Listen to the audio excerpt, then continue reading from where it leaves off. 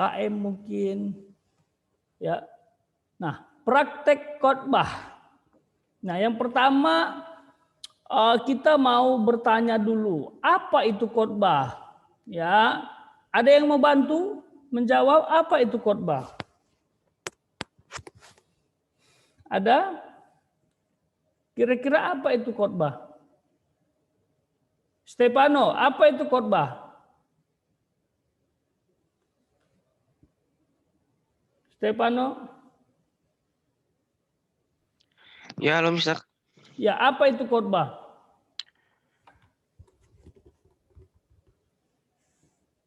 Hah? Bisa nggak kira-kira jawab? Nggak apa-apa salah.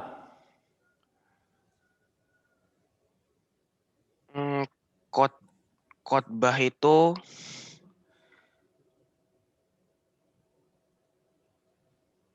Yang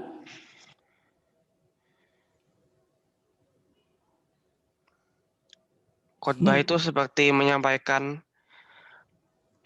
jangan pakai kehidupan kata sehari-hari. gini, jangan pakai kata seperti nak, berarti nggak pasti. Khotbah itu menyampaikan pengalaman sehari-hari kita yang bersama Tuhan. Pengalaman ya, khotbah itu oke, nggak apa-apa. Ya nanti Mister akan ini pandangan Stefano, oke. Mister tidak salahkan, oke. Pak menyampaikan pengalaman kehidupan itu sehari-hari, oke. Mister ingin tahu Ivan apa itu khotbah? Oke, saya nggak tahu sih Mister ya secara apa namanya kayak pengertiannya gitu kan. Saya belum tahu, tapi bisa kita lihat bahwa orang khotbah itu caranya itu seperti ya itulah apa namanya menyampaikan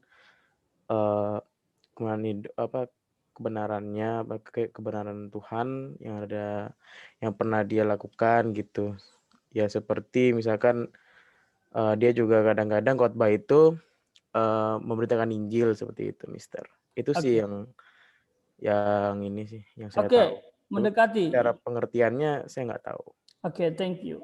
Nggak apa-apa, setiap orang punya pemahaman sendiri kan. Oke, Mister terakhir mau tanya Giselle, mana Giselle? Giselle pernah khotbah, Mister pikir. Nah, apa itu khotbah, nak? Menurutmu? Kalau menurut saya itu khotbah itu aktivitas atau kegiatan menyampaikan pesan Tuhan ke orang-orang. Wih, mantap. Lebih mendekati lagi ya, keren kali nih ya. Oke, Mas Mister simpulkan saja ya. Mister sudah belajar ilmu berkhotbah itu banyak sekali. Ya, berbagai versi dari berbagai gereja juga. Ada versi kampus A, kampus B, ada gereja A, gereja B. Ternyata gereja juga mengadakan pembelajaran untuk khotbah. Mister terakhir ini kuliah di STTI, STT Kingdom, GBI Rock, ya sampai ini belum selesai, masih nulis tes akhir, tesis begitu. Dan Mister belajar ilmu berkhotbah di kampus ini, wow. Dan Mister mendapatkan kesimpulan yang ya mungkin mengagetkan gitu. Ya, khotbah itu adalah buatan tangan manusia. Ya, itu kesimpulan dari Mister. Buatan tangan manusia. Nah, ini dasarnya harus tahu ya. Ya, jangan sama dengan definisi lain orang di luar Kristen atau di luar Tuhan. Nah, khotbah itu buatan tangan manusia untuk menjelaskan atau menguraikan firman Allah. Ya, tadi Giselle menggunakan pesan Tuhan, ya. Kalau bicara pesan Tuhan mungkin relatif ya. Bisa juga dia mendapatkan penglihatan, dia mendapatkan suara, itu bisa mengarah ke pesan Tuhan. Tetapi kalau firman Tuhan sudah pasti Alkitab, ya. Seperti itu. Tadi Stefano bicara tentang pengalaman yang disampaikan. Ivan, kalau misalnya gabungkan sama Ivan juga, dia memberitakan Injil. Ya kalian sebenarnya benar. Tetapi ingat khotbah itu buatan manusia untuk menjelaskan atau menguraikan firman Allah. Nah, untuk penyampaian Stefano tadi, please, pengalaman itu bukan yang paling dominan dalam khotbah. Oke, kalau nanti murni pengalaman ini terkategori kesaksian Stefano ya, bukan khotbah ya. Tapi boleh pengalaman dimasukkan dalam khotbah, tetapi sebagian kecil. Nah, pengalaman itu bisa dikatakan ilustrasi untuk memperjelas khotbah itu sebenarnya dalam ilmu berkhotbah. Jadi sekali lagi lebih tepat khotbah itu adalah buatan manusia untuk menjelaskan firman Allah. Nah, kalau begini bisa salah atau tidak? Pasti bisa, tergantung siapa yang sedang menjelaskan firman Allah ya. Tergantung siapa yang berkhotbah. Kalau yang berkhotbah ini tidak tahu menggali Alkitab, tidak berpendidikan misalnya, ya ini bisa salah. Bisa salah tafsir, salah jelaskan, salah menguraikan, begitu. Tetapi bukan menjadi hal yang menakutkan khotbah ini ya, takut salah gitu, enggak. Kalau kamu tidak terlalu menguasai ilmu menganalisa Alkitab, hindari ayat-ayat yang membingungkan. Paham ya? Kalau ada ayat yang membingungkan bagimu, sulit untuk dipahami, kamu hindari saja. Ya, bukan ayatnya yang salah, tetapi mungkin ilmumu yang kurang untuk memahami ayat itu untuk menghasilkan tafsir, itu ya. Bukan berarti kamu nggak boleh berkhotbah dengan ayat A, ayat B, boleh, tetapi karena kamu mungkin tidak memahami tafsir yang benar, takutnya nanti salah. Jadi gunakan saja. Banyak kok ayat-ayat praktis di dalam Alkitab ya, yang praktis sekali gitu. Misalnya kasihlah musuhmu, itu udah jelas kan, kasih. Udah gampang kita khotbah, ayo mengasihi gitu. Tapi ada di dalam Alkitab yang sedikit perlu ilmu untuk menganalisanya, misalnya perumpamaan, itu kitab-kitab puisi, ada yang agak sulit, metafora. Wah, Alkitab itu tidak semudah yang dibayangkan. Nah. Tapi Mister bersyukur ada beberapa yang sudah bisa berkhotbah, itu bagus ya. Lebih baik menghindari ayat yang bagimu aku nggak ngerti apa maknanya daripada kamu khotbah takutnya salah. Karena khotbah itu adalah buatanmu untuk menguraikan firman Tuhan. Nah, harapan Mister banyak belajarlah untuk analisa Alkitab supaya jauh dari kesalahan. Ya, Mister aja yang sudah belajar lama seperti ini, kadang-kadang bisa ada makna tertentu, bisa salah tafsir, ya, salah penggunaan bahasa, begitu bisa. Apalagi yang belum belajar di bangku kuliah, begitu ya. Oke, bukan berarti harus kita takuti khotbah ini, tapi harus lebih hati-hati, tidak sembarangan ya. Oke, yang kedua. Nah, ini siapakah pendengar khotbah yang utama? Ini dengar baik-baik anak-anak yang Mister kasih. Pendengar khotbah yang utama adalah Tuhan sendiri. Loh, kenapa? Oh, Mister, pendengarnya kan jemaat. Bukan. Ini firman Tuhan, yang dengarkan dia sendiri. Pertama, karena kan kamu mengkhotbahkan firman-Nya. Sama seperti ini, kamu misalnya sedang menjelaskan karya cerita orang. Yang punya cerita pasti dengerin dong, dia benar nggak menceritakan karya saya. Nah, itu juga khotbah. Waktu kamu berkhotbah, yang dengar utama itu adalah Tuhan. Nah, kalau kamu salah menjelaskan, wow, dia bisa marah. Bukan begitu tuh, misalnya Ipan khotbah. Anggaplah Ipan sedang khotbah. Mungkin salah karena mungkin salah tafsir atau kurang memahami teks.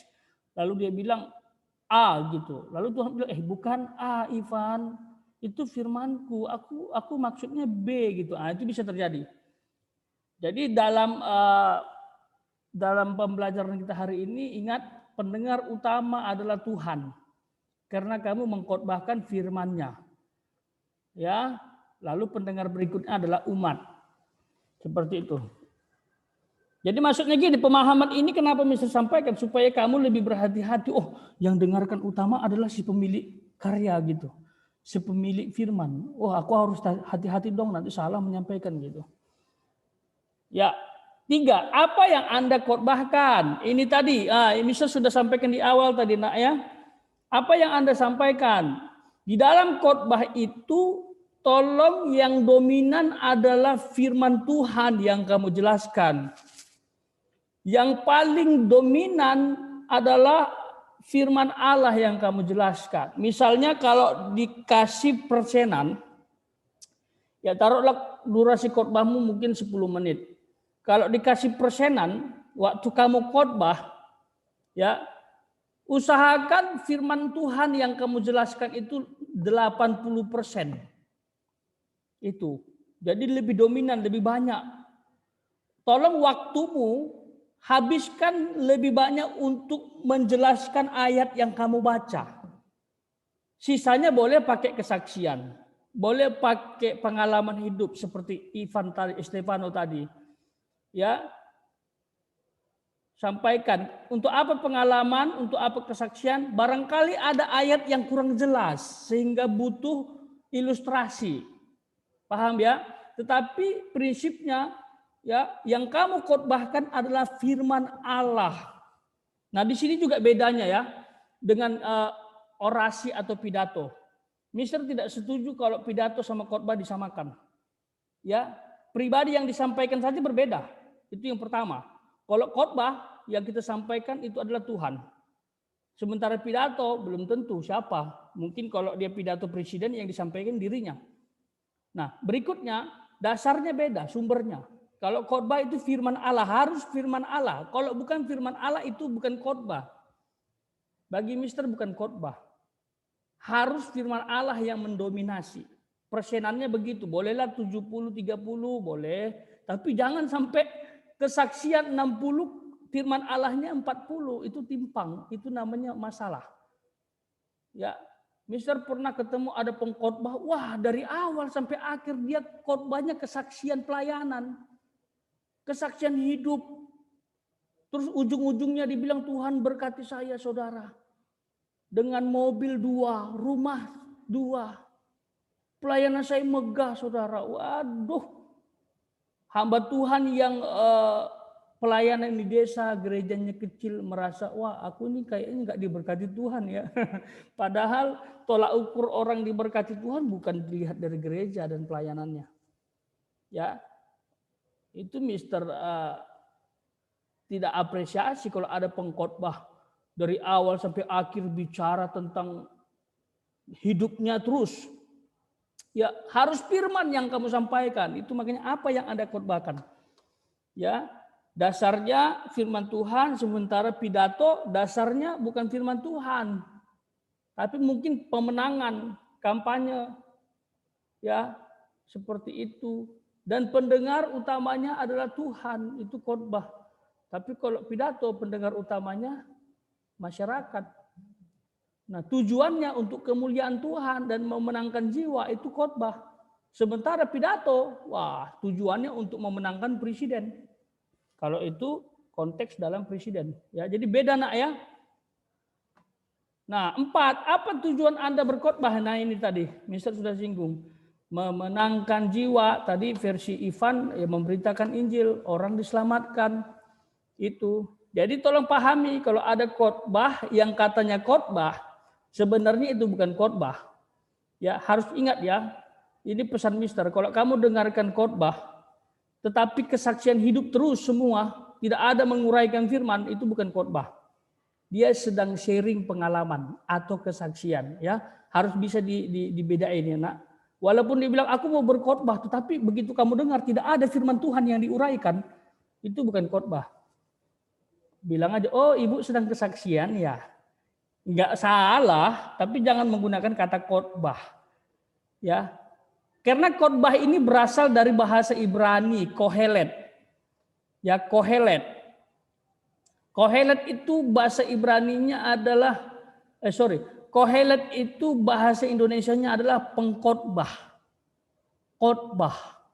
Artinya mengumpulkan orang untuk mendengarkan firman Tuhan, itu khotbah.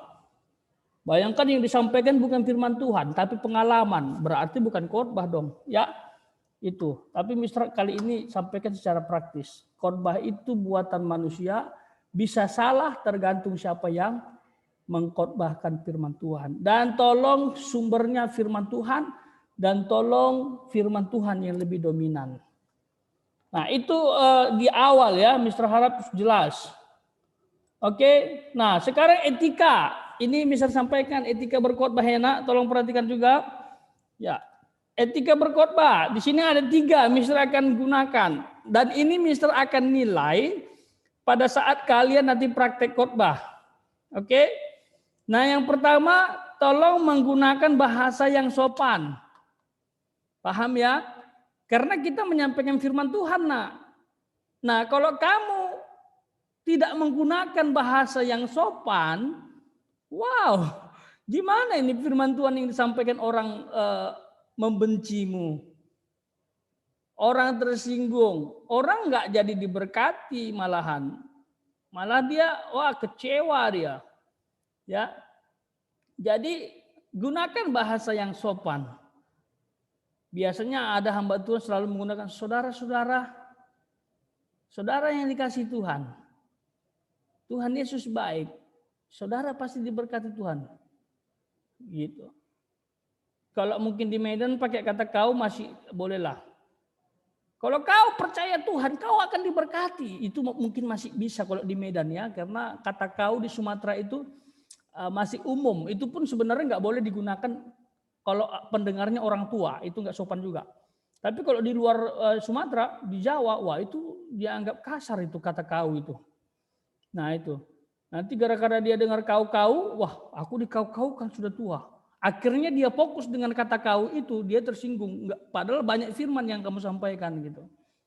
Bapak Ibu, nah itu lebih tepat. Saudara-saudara. Saudara yang dikasih Tuhan, saudara yang diberkati Tuhan itu. Gunakan bahasa yang sopan.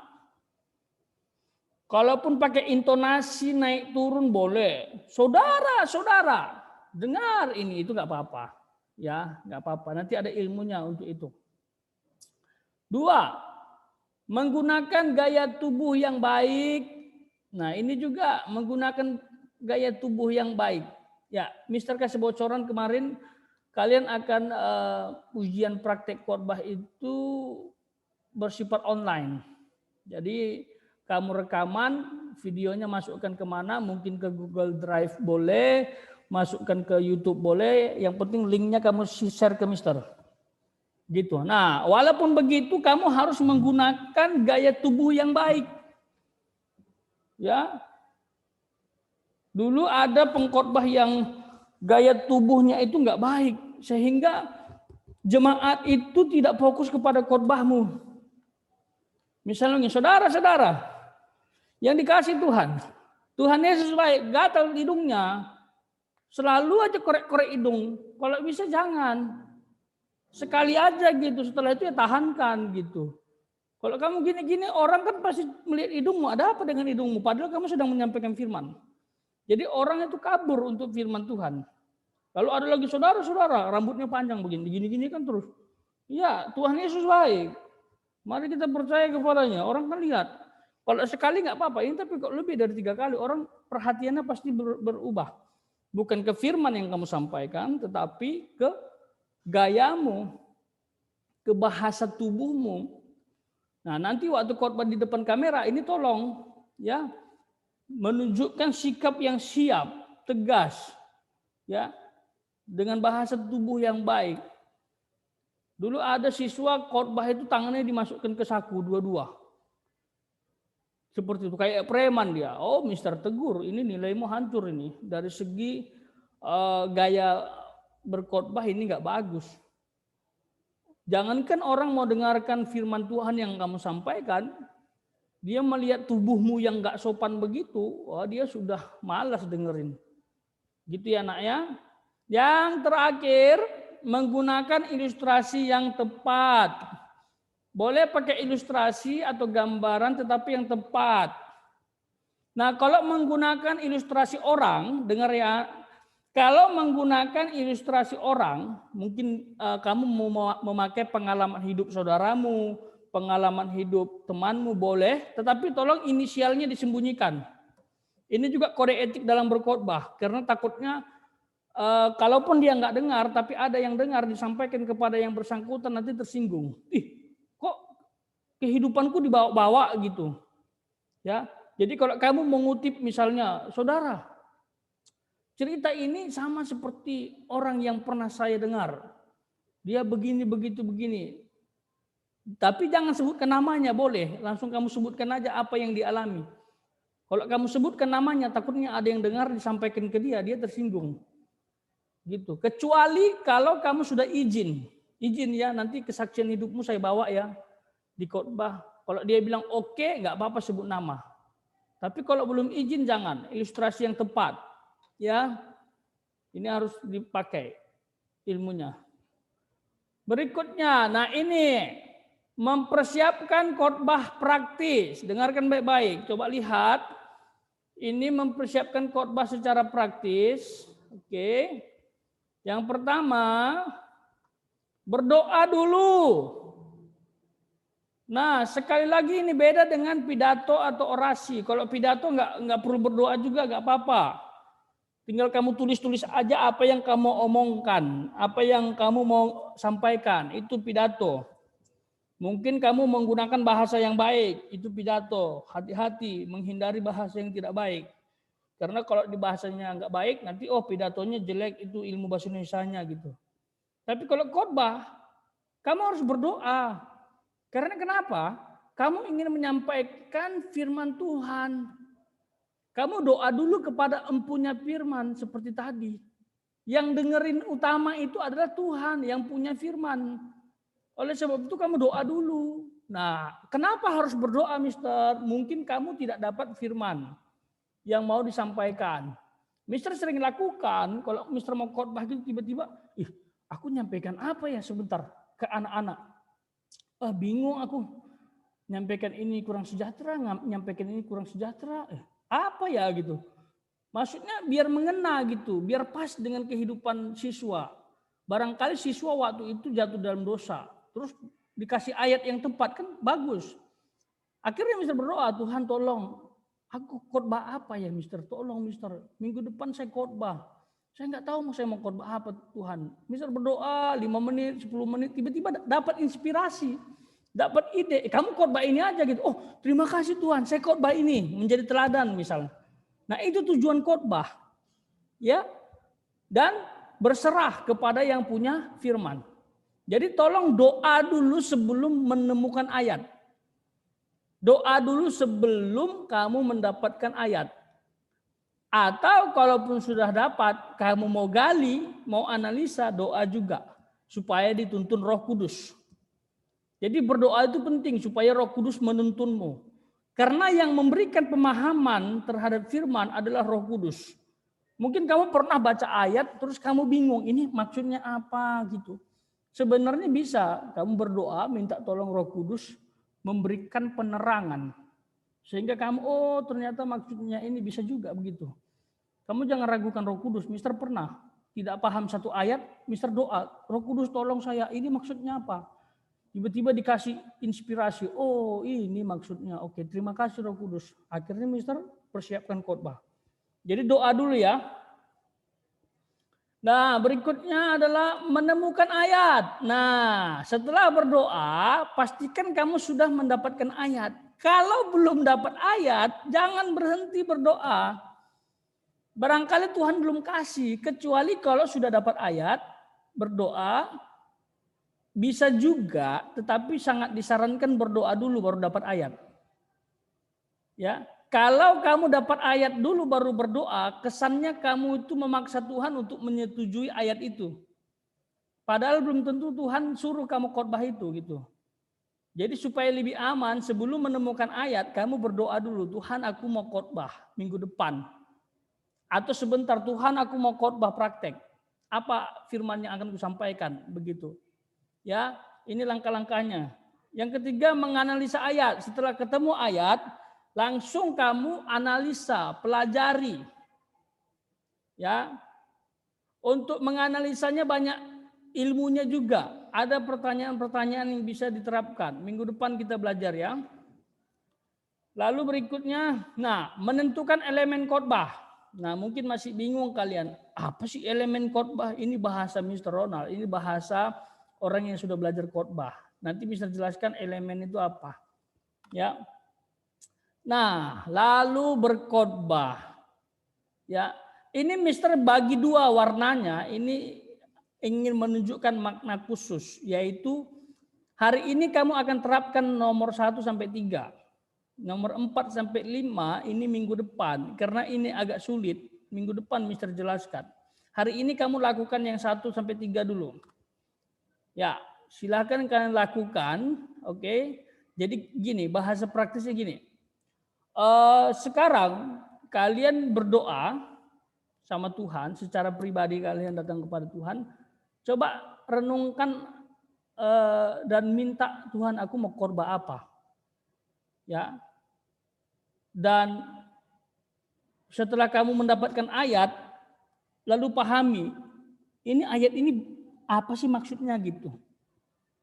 Ya, dibaca berulang-ulang. Oke, langsung Mister simpulkan untuk ayat khotbah, ya tidak boleh banyak, karena durasi khotbahmu nanti kemungkinan besar 5 menit sampai 7 menit saja. Oke, kalau kamu terlalu banyak ayat yang kamu ambil, nanti takutnya tidak sempat menjelaskan semuanya. Jadi Mister simpulkan sekarang, oke, untuk berkhotbah, Mister minta maksimal 2 ayat saja. Oke, jadi sekarang kamu Mister minta penugasan untuk mencari ayat yang akan kamu khotbahkan di ujian praktek. Tapi prosesnya melalui yang ketiga ini. Kamu berdoa, Tuhan tolong aku mau khotbah praktek, ayat mana ya yang akan kukhotbahkan. Cari ayat dulu, nanti ilmunya kita pelajari 4 sampai 5 minggu depan. Pokoknya hari ini kamu dapat ayat dulu, ya. Tolong ayatnya tidak lebih dari 2 ayat. Oke, boleh 1 ayat, boleh 2 ayat, itu saja. Kalau lebih dari itu Mister tidak mau. Ya, oleh sebab itu kamu menemukan ayat yang pas di hatimu, tetapi jangan lebih dari 3 ayat. Jangan lebih dari 3 ayat. Jangan lebih dari 2 ayat. Sorry, maaf. 2 ayat paling banyak. Karena durasi khotbahmu cuma 7 menit maksimal. Paham sampai di sini ya? Yang paham kasih jempol dong. Ya, Mister ingin lihat. Oke, terima kasih. Mister ingin kalian menerapkan ini selama 10 menit. Mister kasih waktu dari sekarang 10 menit doa. Coba cari-cari ayat. Tuhan ayat mana yang akan kukhotbahkan, dan itu 1 atau 2 ayat saja yang kamu rasa suka. Tapi ingat, jangan keluar dari topik yang pernah kita singgung. Apa topik itu Mister? Ini loh. Yang Mister ajarkan. Ini dia. Sebentar, mana dia ya? Wow.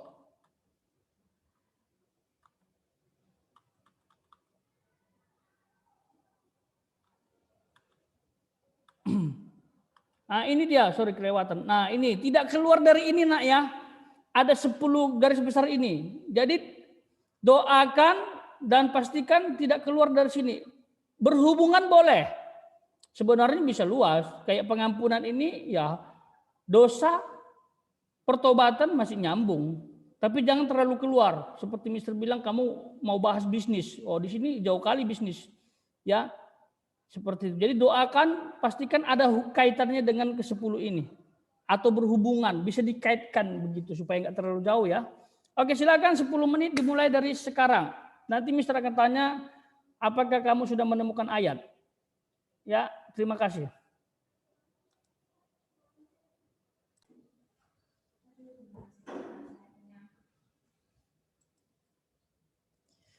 Selamat pagi anak-anak, bisa dengar suaranya Miss? Silakan bisa dibuka kameranya.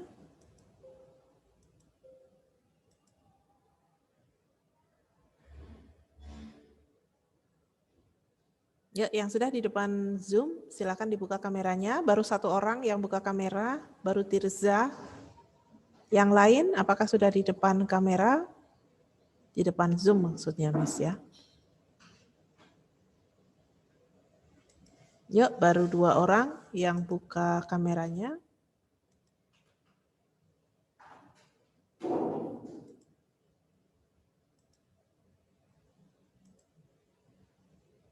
Yang lain?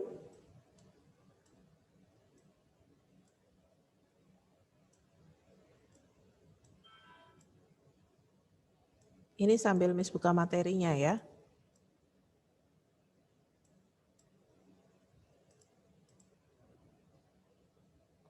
Oke, baru bertiga.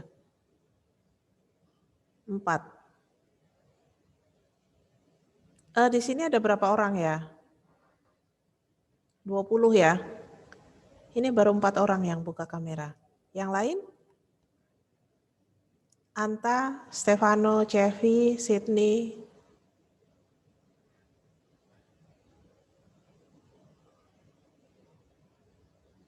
Oke. Axel, Joshua, Eldon, Ivana, Benny. Oke. Ya, sudah mulai dibuka ya semua ya. Sebelum kita mulai pembelajaran, mari kita berdoa. Mungkin Miss boleh minta tolong salah satu berdoa. Extend, boleh bantu Miss berdoa. Teman-teman, mari kita berdoa. Tuhan Yesus, terima kasih atas berkat-Mu hari ini. Engkau telah memberikan nafas bagi kami, Tuhan. Berkati Tuhan, kali ini kami mau belajar seni budaya. Berkati supaya Kau bisa bantu kami belajar dengan baik, dan Kau bisa bimbing kami supaya kami bisa mengerti. Berkati juga guru kami yang mengajarkan supaya bisa mengajar dengan baik dan lancar. Terima kasih Tuhan, haleluya, amin. Amin. Oke, terima kasih ya. Extend sudah pimpin kita berdoa. Oke anak-anak, sesuai yang sudah diumumkan ya untuk kalian. Jadi untuk setiap mata pelajaran nanti untuk persiapan pengambilan nilai untuk ujian akhir ya, itu ada 2, yaitu teori dan praktek ya.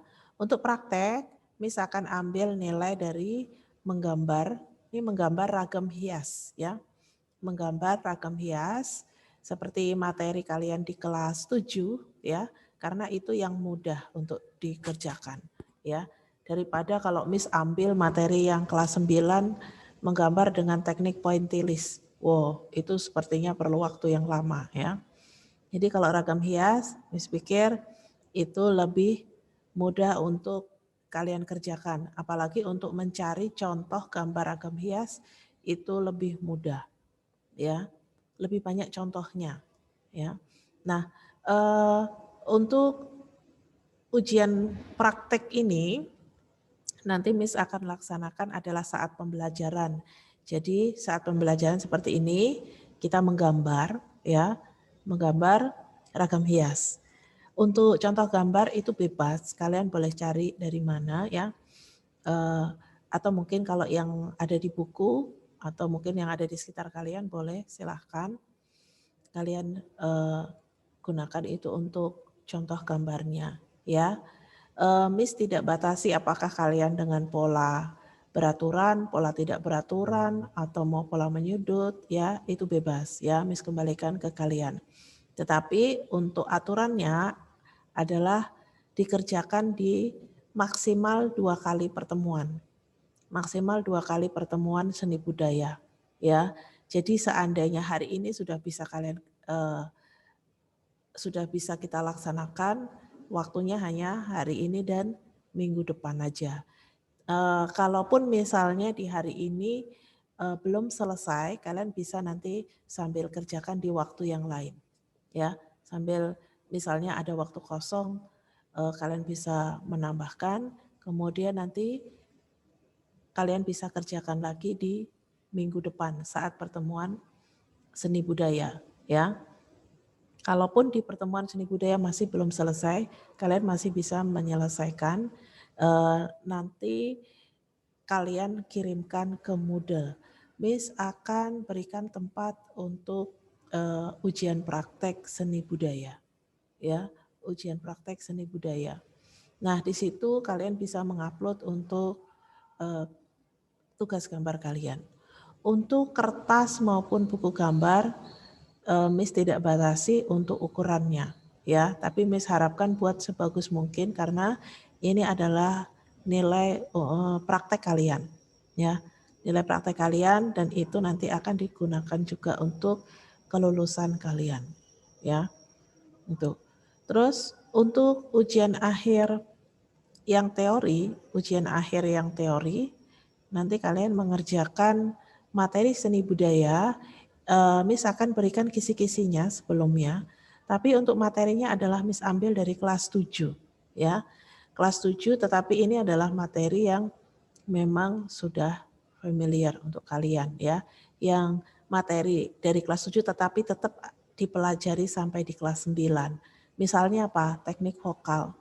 Teknik vokal itu dipelajari di setiap grade ya. Sampai di kelas 9 juga. Nanti di bab 3 kita belajar tentang musik modern. Di situ juga ada bagian teknik vokal. Jadi teknik vokal ini memang bagian dari materi kelas 7, 8, dan 9, tapi memang secara khusus kalian pelajari di kelas 7 ya. Gitu. Jadi Miss ambil materi-materi yang seperti itu. Kemudian teori musik. Teori musik itu teori musik yang Miss ambil adalah teori-teori musik yang kalian pasti sudah tahu ya. Jadi nilai nada ya, nilai nada, kemudian birama ya, udah tahu ya.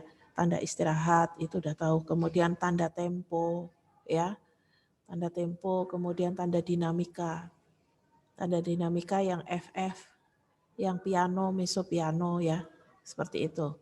Nanti dari kisi-kisi yang Miss berikan untuk ujian teori kalian, nanti kalian bisa pelajari untuk bahan-bahannya ya.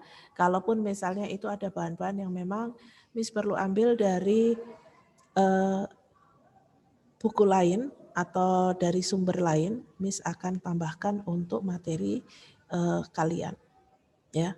Jadi untuk ujian akhir itu ada 2 ya, praktek dan teori.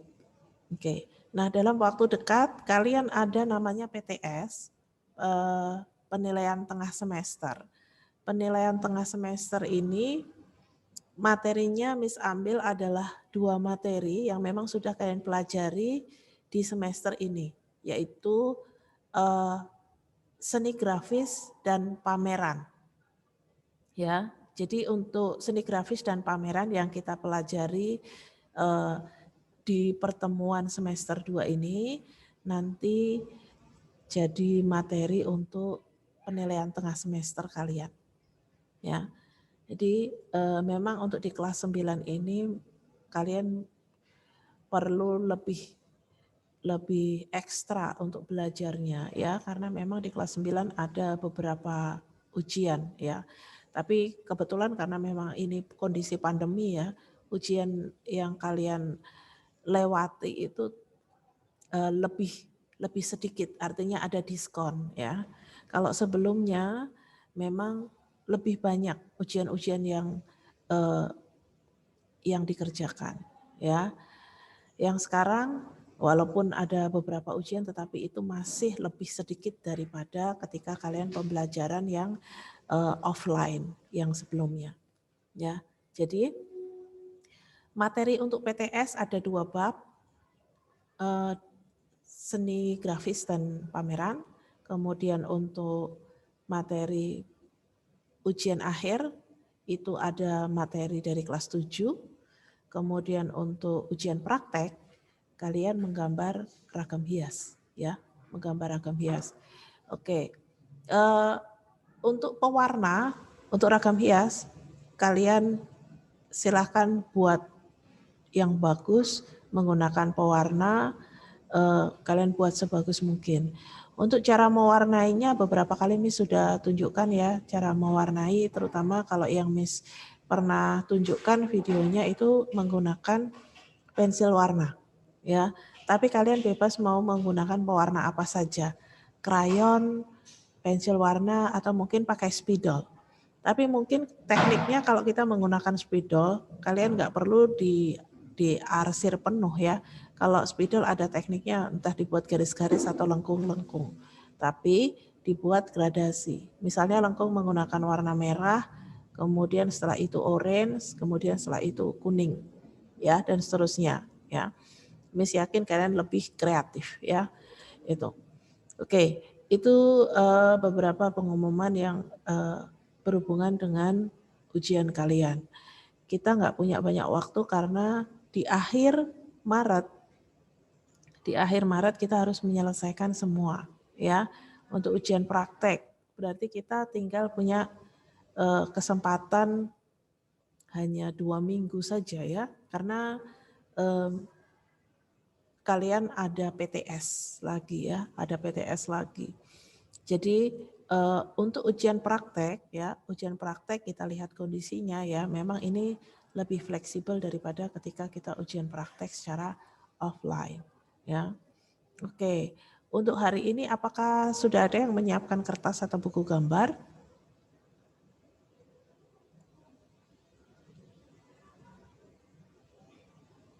Bisa kasih respon? Berapa orang sudah menyiapkan kertas atau buku gambar? Oke, Tirsa sudah menyiapkan. Yang lain? Oke, Gisel sudah menyiapkan. Anta sudah. Oke, beberapa sudah menyiapkan. Nah, sebelum kita masuk ke ujian praktek ya, mungkin untuk bab pameran di kelas ini, fungsi pameran seni rupa apa saja? Ada yang masih ingat? Fungsi pameran seni rupa? Siapa masih ingat?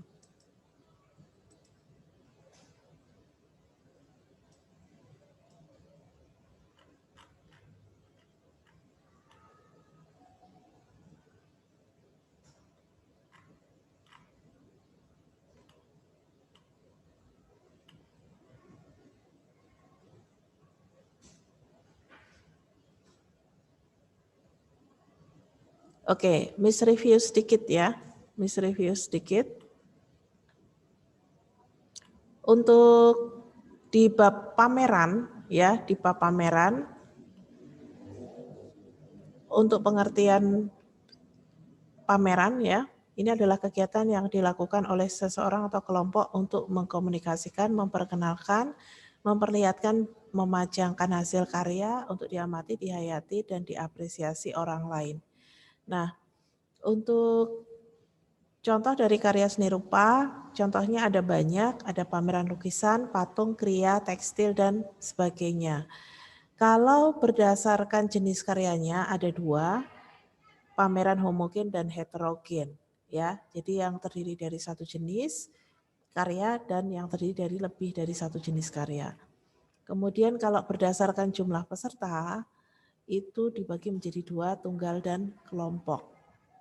Kalau berdasarkan ruangan tempat pelaksanaan itu dibagi menjadi 2 yaitu indoor dan outdoor ya. Kalau dilihat dari indoor berarti di dalam ruangan, outdoor berarti di luar ruangan. Kemudian untuk fungsi pameran di sekolah. Fungsi pameran di sekolah itu adalah media penampilan jati diri, meningkatkan daya ekspresi, memperluas cakrawala pengetahuan seni, kemudian komunikasi antar siswa, kemudian sarana merangsang kreativitas siswa untuk berkarya seni, kemudian sebagai wahana pemunculan ide. Kemudian kalau tujuan itu membangkitkan semangat siswa, meningkatkan apresiasi siswa, melatih berorganisasi, melatih mandiri, dan juga bekerja sama dalam kelompok. Ya. Nah, untuk pameran itu sendiri itu sebenarnya ada namanya tahapan perencanaan. Di tahapan perencanaan ini ada penyusunan panitia. Nah, penyusunan panitia itu ada panitia pengarah, ada panitia pelaksana, ya. Kemudian untuk draft kepanitiaan itu ada penanggung jawab, itu bisa kepala sekolah, pembimbing itu bisa guru, baru ketua pelaksana. Nah, ketua pelaksana ini nanti membawahi sekretaris dan bendara juga si yang lain. Nah, si yang lain ini disesuaikan dengan bentuk kegiatan yang akan kalian lakukan. Mungkin nanti di SMA kalian akan menghandle sebuah kegiatan. Nah, kalian harus ngerti tugas kepanitiaan ini apa saja. Kira-kira tugas sekretaris apa? Ada yang tahu? Kalau sekretaris di kelas tugasnya ngapain? Kepanitiaan itu pasti ada sekretaris ya. Tugas sekretaris apa? Ada yang bisa?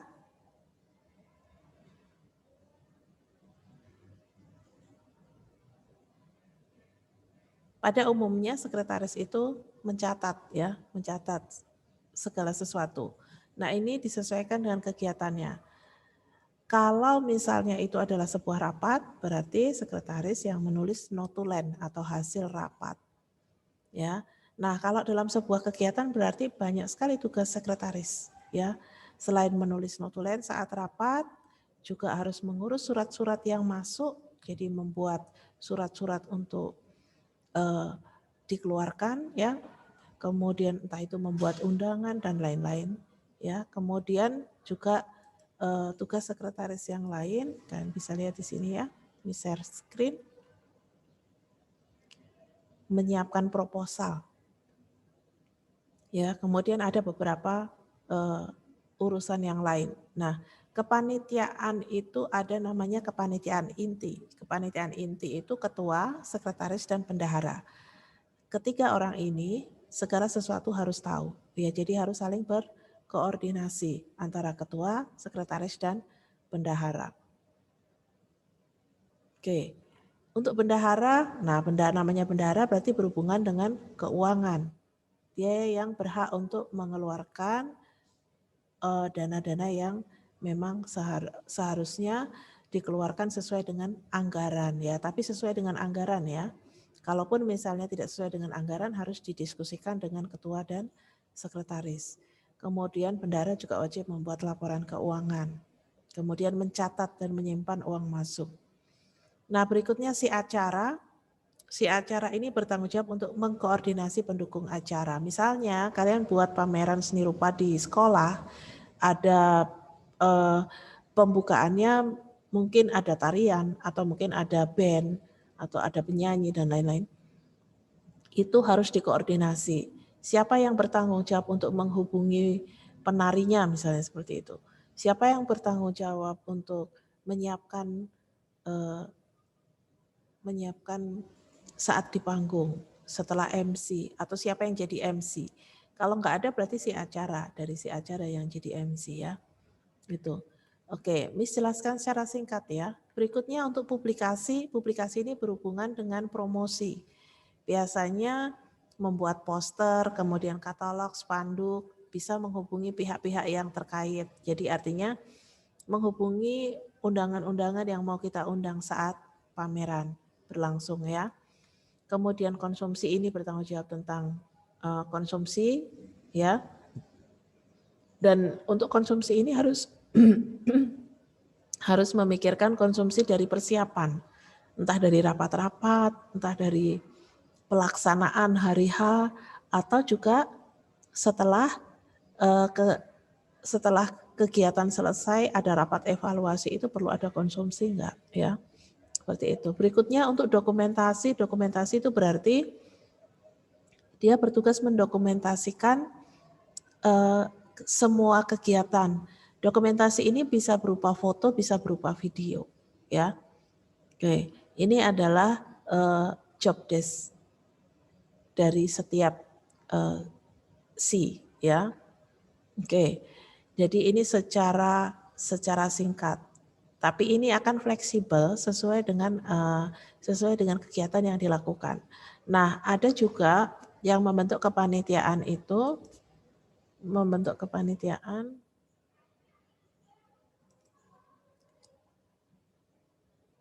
disingkat antara publikasi, dekorasi, dan dokumentasi menjadi si Pubdekdok. Itu ada seperti itu. Nah, ini juga mengingat dari jumlah panitianya. Kalau panitianya sedikit, kemudian tugas-tugasnya bisa dihandle, bisa ini dijadikan satu Pubdekdok. Jadi publikasi, dekorasi, dan dokumentasi ya. Oke.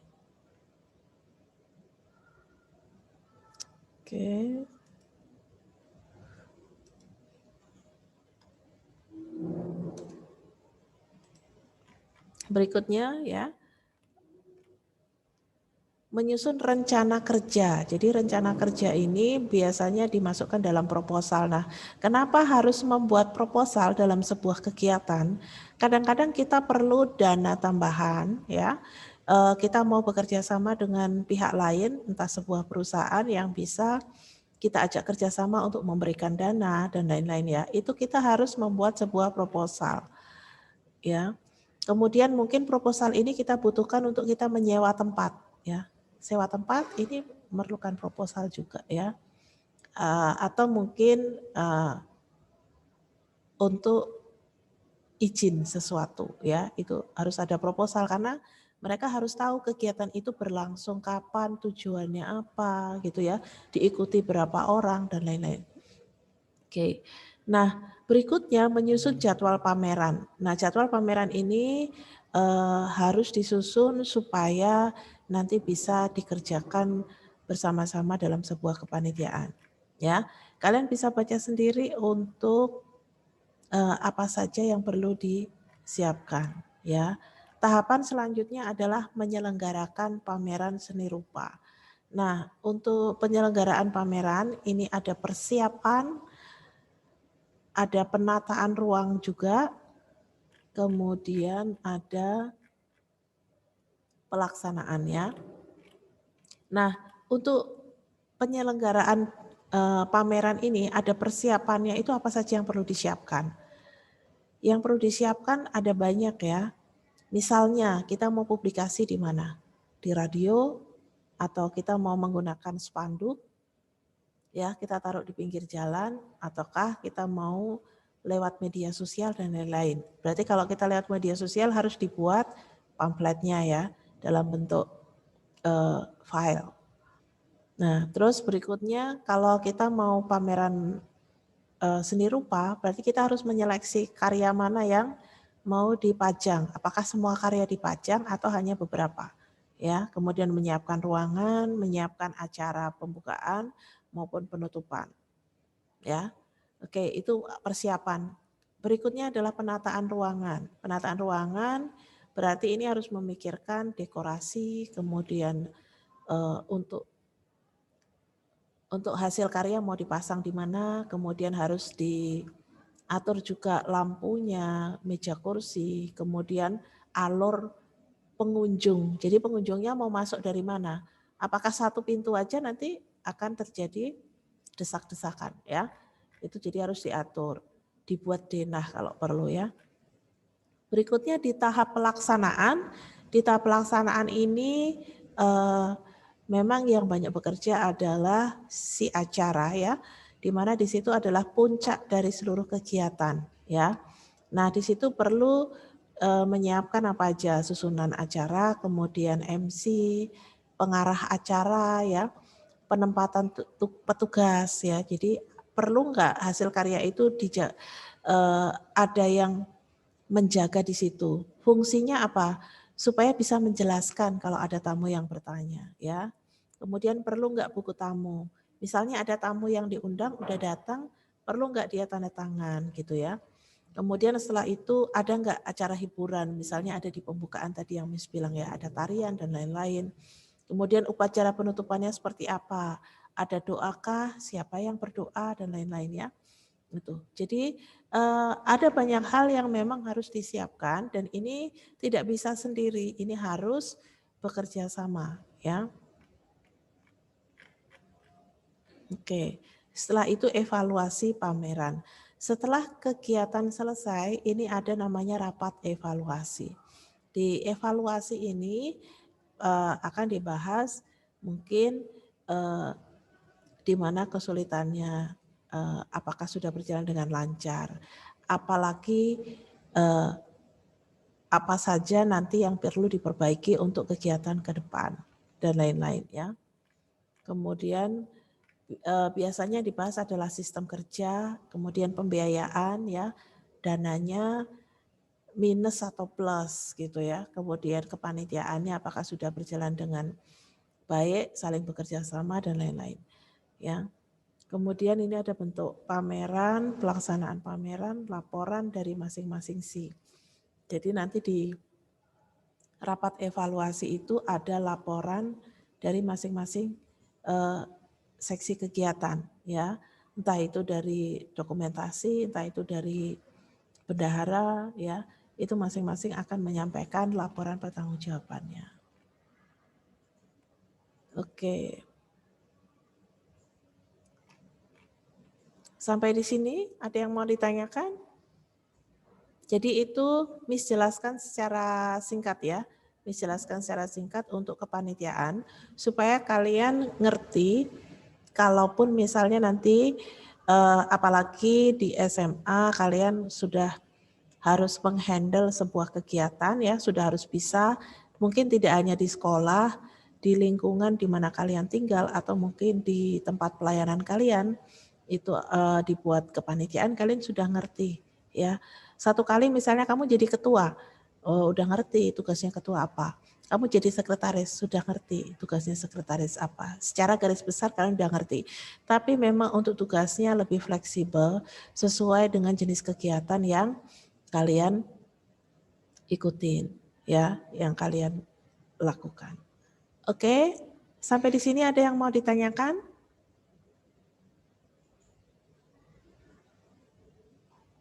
Tidak ada? Sudah mengerti ya? Ya, kalau sudah mengerti, kita ada latihan soal tadi di uji kompetensi, misalkan share screen ya. Jadi di uji kompetensi, ya, uji kompetensi halaman 181. Kalian jawab secara singkat saja sesuai permintaannya. Kebetulan di sini hanya menyebutkan, tidak menjelaskan, ya. Kalian kerjakan boleh di kertas, boleh di buku, atau boleh di Word. Nanti silakan bisa diupload di Moodle, ya. Jadi ada 5 soal dan Miss rasa ini waktunya cukup ya karena 30 menit. Waktunya adalah 30 menit dari 9.40 sampai 10 lebih 10. Ya. Waktunya 30 menit kalian kerjakan 5 soal ya. Upload ke Moodle, Miss akan buat tempat di Moodle, kalian kerjakan dulu di buku, di kertas atau di Word. Oke ya, anak-anak ya, bisa dimengerti ya. Yang sudah mengerti bisa kasih reaction. Oke, terima kasih. Ada yang mau ditanyakan? Ya, kalau tidak bisa kalian kerjakan, silahkan bisa ditutup kameranya sambil kalian kerjakan. Dan nanti bisa upload di Moodle. Untuk pertanyaan silakan bisa tulis di bagian chat.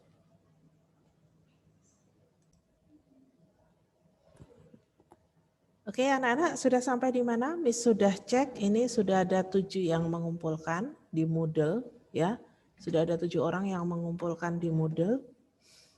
Untuk pertanyaan-pertanyaannya itu sudah ada di buku ya. Kalaupun misalnya ada pendapat yang diminta, silakan kan bisa lihat dari kesimpulan yang ada di Moodle. Oke, silakan bisa dibuka kembali untuk kameranya.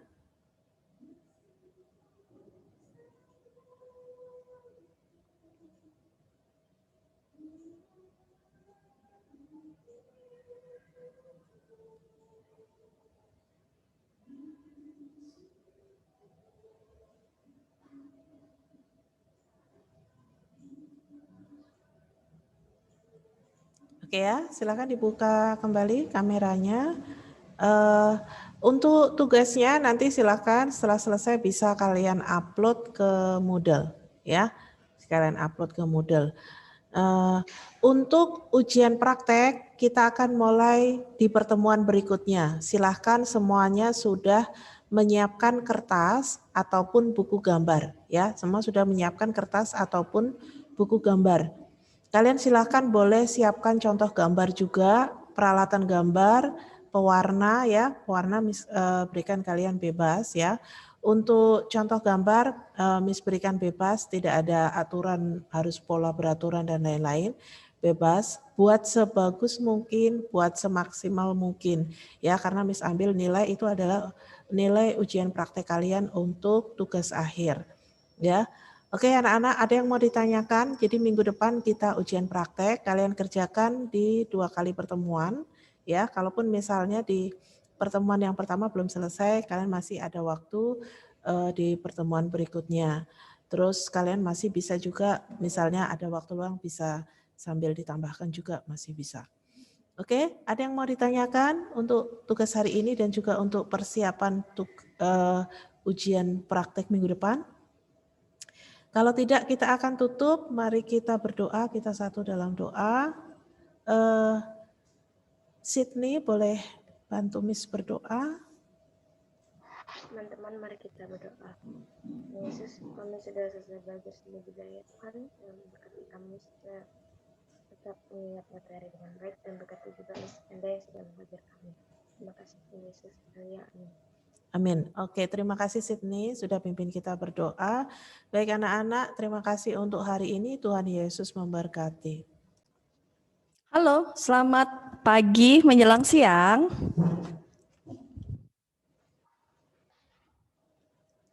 Oke, Tirza, thank you. Dengar suara Miss Elis, yang lainnya bisa dengar suara Miss Elis. Oh, ada Jesslyn, ada Joshua. Oke, thank you Sydney.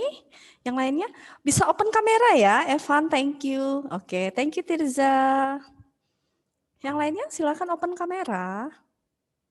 Sesuai instruksi berarti kita harus open kamera ya. Wow, hanya Tirza aja. Yang lainnya mana nih? Open kamera dong. Oke, Cevi, halo.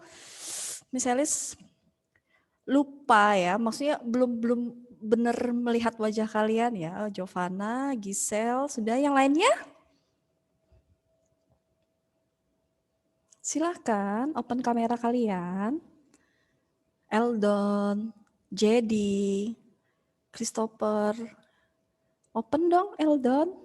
Ethan, Benny, Monica, Evan, Sydney, Ivan, Anta, Ivana, Aurel, Joshua, ya thank you Anta, Exton, Evan thank you, Sydney thank you, Ivan thank you, Ethan thank you, Exton thank you. Oke, baik Jesslyn. Ya, Christopher, Jonathan. Ya, ternyata wajah-wajahnya ya. Yang lainnya? Oke, baik. Sebelum kita mulai pelajaran, Cevi, doa ya. Teman-teman, mari kita berdoa. Dan Yesus, hari ini kita mulai pelajaran IPS Tuhan. Bagi teman-teman yang akan mengajar yang berganti, misalnya yang akan mengajar dan semoga kita bisa mengerti pelajaran ini dengan baik. Terima kasih Tuhan Yesus, haleluya. Amin. Amin, thank you Cevi. Baik anak-anak, kita akan misalnya yang kemarin ada tugas yang melalui Moodle itu kan, tetapi hanya ada beberapa aja yang mengerjakan, sisanya nggak ada yang mengerjakan. Nah untuk sekarang Miss Elis akan infokan aja, tapi nggak bisa masukin nilai ya. Misalnya saya akan kasih tahu jawabannya, jadi biar kalian tahu jawabannya. Nanti kalau misalnya ulangan yang misalnya keluarkan, kalian tahu jawaban yang salah dan betulnya ya. Jadi silahkan buka LKS kalian yang pada waktu itu ya. Ya kita akan bahas, misalnya saya akan kasih tahu jawabannya. Karena nilainya sudah cukup ya di Miss Elis. Miss Elis lupa. Karena minggu lalu misalnya nggak masuk karena ada penilaian kepala sekolah ya. Jadi Miss Elis tidak bisa masuk dan tidak bisa mengajar kalian ya. Jadi sekarang saya akan kasih tahu kemarin halaman berapa ya? Saya kok lupa ya. Uji kompetensi 4 ya. Tirza betul, halaman 134. Betul enggak? Anta, betul? Apa Giovanna ada yang tahu soalnya kemarin? Hah? Benar nih 134 135. Oh iya, thank you Anta. Betul ya, 134 sampai 135. Silakan buka LKS kalian 134 sampai 135. Nanti akan misalnya kasih tahu jawaban yang paling tepat. Ya. Berarti uji kompetensi 4 ya. Setelah itu kita masuk materi yang baru ya, tentang pasar bebas. Nah, ini uji kompetensi 4-nya silakan pelajari LKS-nya, dilihat. Misalnya saya akan kasih tahu jawaban yang paling tepat, kira-kira jawaban apa. Ya, udah, enggak usah dibaca, kira-kira langsung jawab aja ya. Tirza, silakan Tirza. Nomor 1 kira-kira jawabannya apa?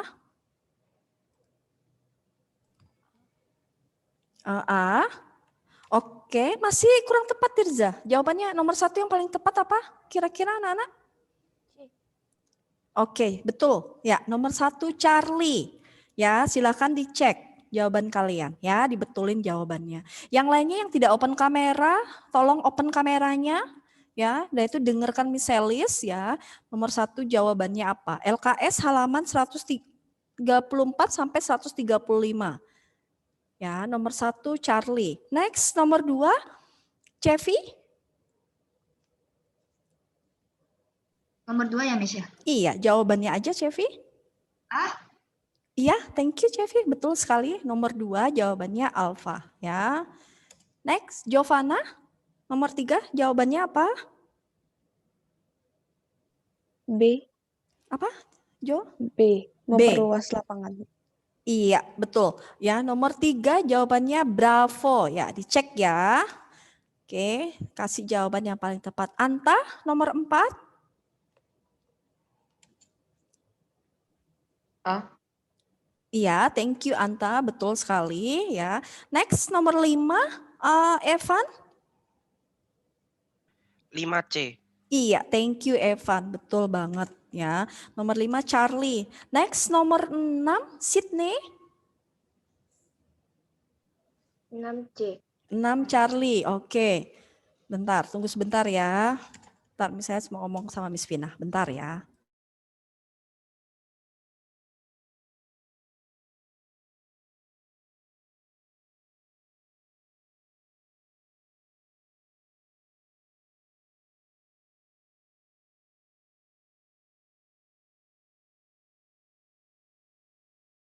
Oke, next selanjutnya nomor 7. Kita cek nomor 7. Ivan, nomor 7, Ivan. Ya, Miss. Nomor 7 D, Miss. Masih kurang tepat, Ivan, jawabannya. Gisel, nomor 7, bisa? Saya jawab D. Masih kurang tepat. Ada yang bisa bantu Miss Elis? Kira-kira jawaban yang tepat? A. Oke, iya betul. Siapa ya tadi jawab ya? Ya, 7. Saya. Joshua, ya thank you Joshua. Betul sekali nomor 7 Alfa. Dicek kembali jawaban kalian ya. Next selanjutnya nomor 8 Gisel. D. Apa Gisel? D. Ya, betul ya. Nomor 8 jawabannya delta ya. Next selanjutnya Exton 9. D.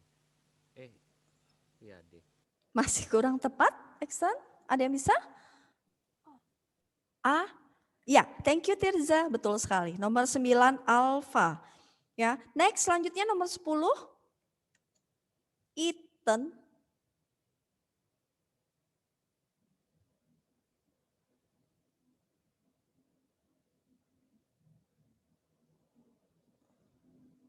Jawabannya apa, Ethan? Oke, betul sekali Charlie. Ya, nomor 10 Charlie. Dicek lagi jawaban LKS kalian masing-masing ya. 10 Charlie. Next nomor 11 Aurel.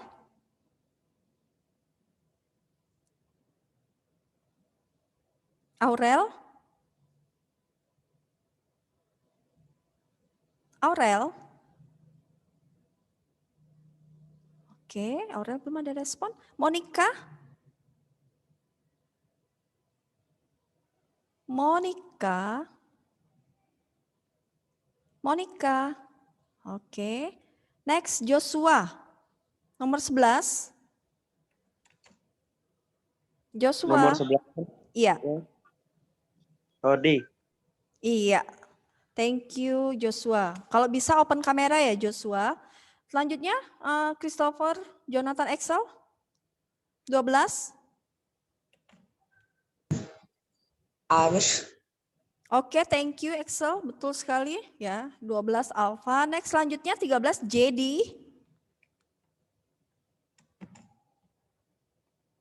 13 JD. JD. Oke, next Benny. 13 Benny. Benny. Benny. Oke. Ivana Jane. 13.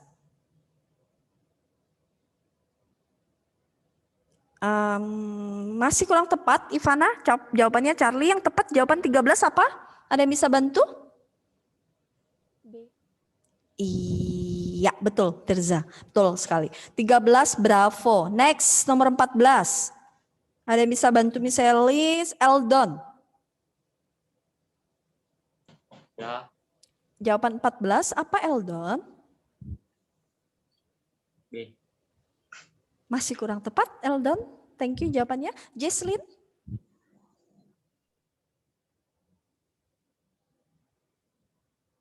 Jesslyn. Oke, ada yang bisa bantu? 14. Jovana apa, Jovana? Kira-kira? D. Iya, thank you. Betul sekali, Jovana. Next, selanjutnya nomor yang terakhir. Ada yang bisa bantu? B.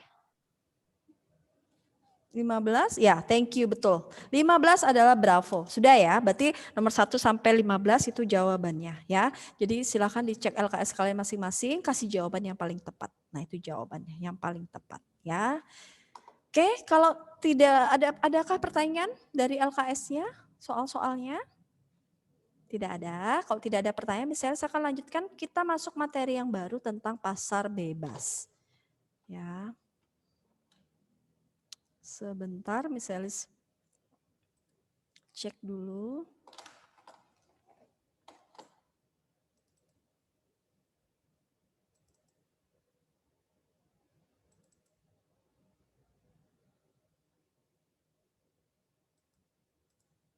Ya, sebentar ya, misalnya cek.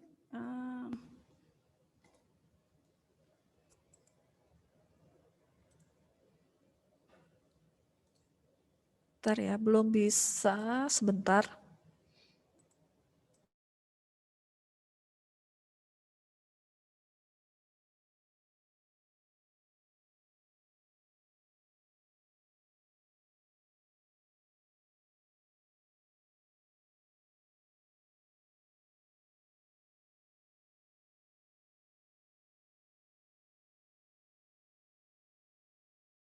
Oke, sekalian bisa lihat materi PPT-nya Miss Elis ya. Di situ kalian bisa lihat juga sudah Miss Elis share di LMS Tunas Daudnya. Nanti kalian bisa lihat, kalian ambil dan kalian download ya. Ini ada materi di subbab kita yang terakhir.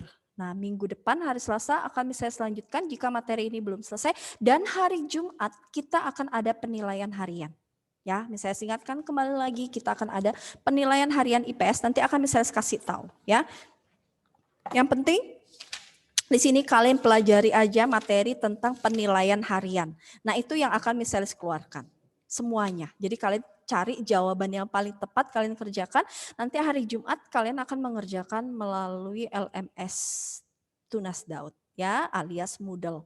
Nanti di situ kalian kerjakan ya, kalian jawab. Nanti akan bisa kasih kesempatan lebih, ada 2 kali kesempatan di situ kalian bisa menjawab, dan jika kalian nilainya masih di bawah KKM dan yang kedua kalian bisa atas KKM, maka nilai kalian akan dikasih nilai KKM.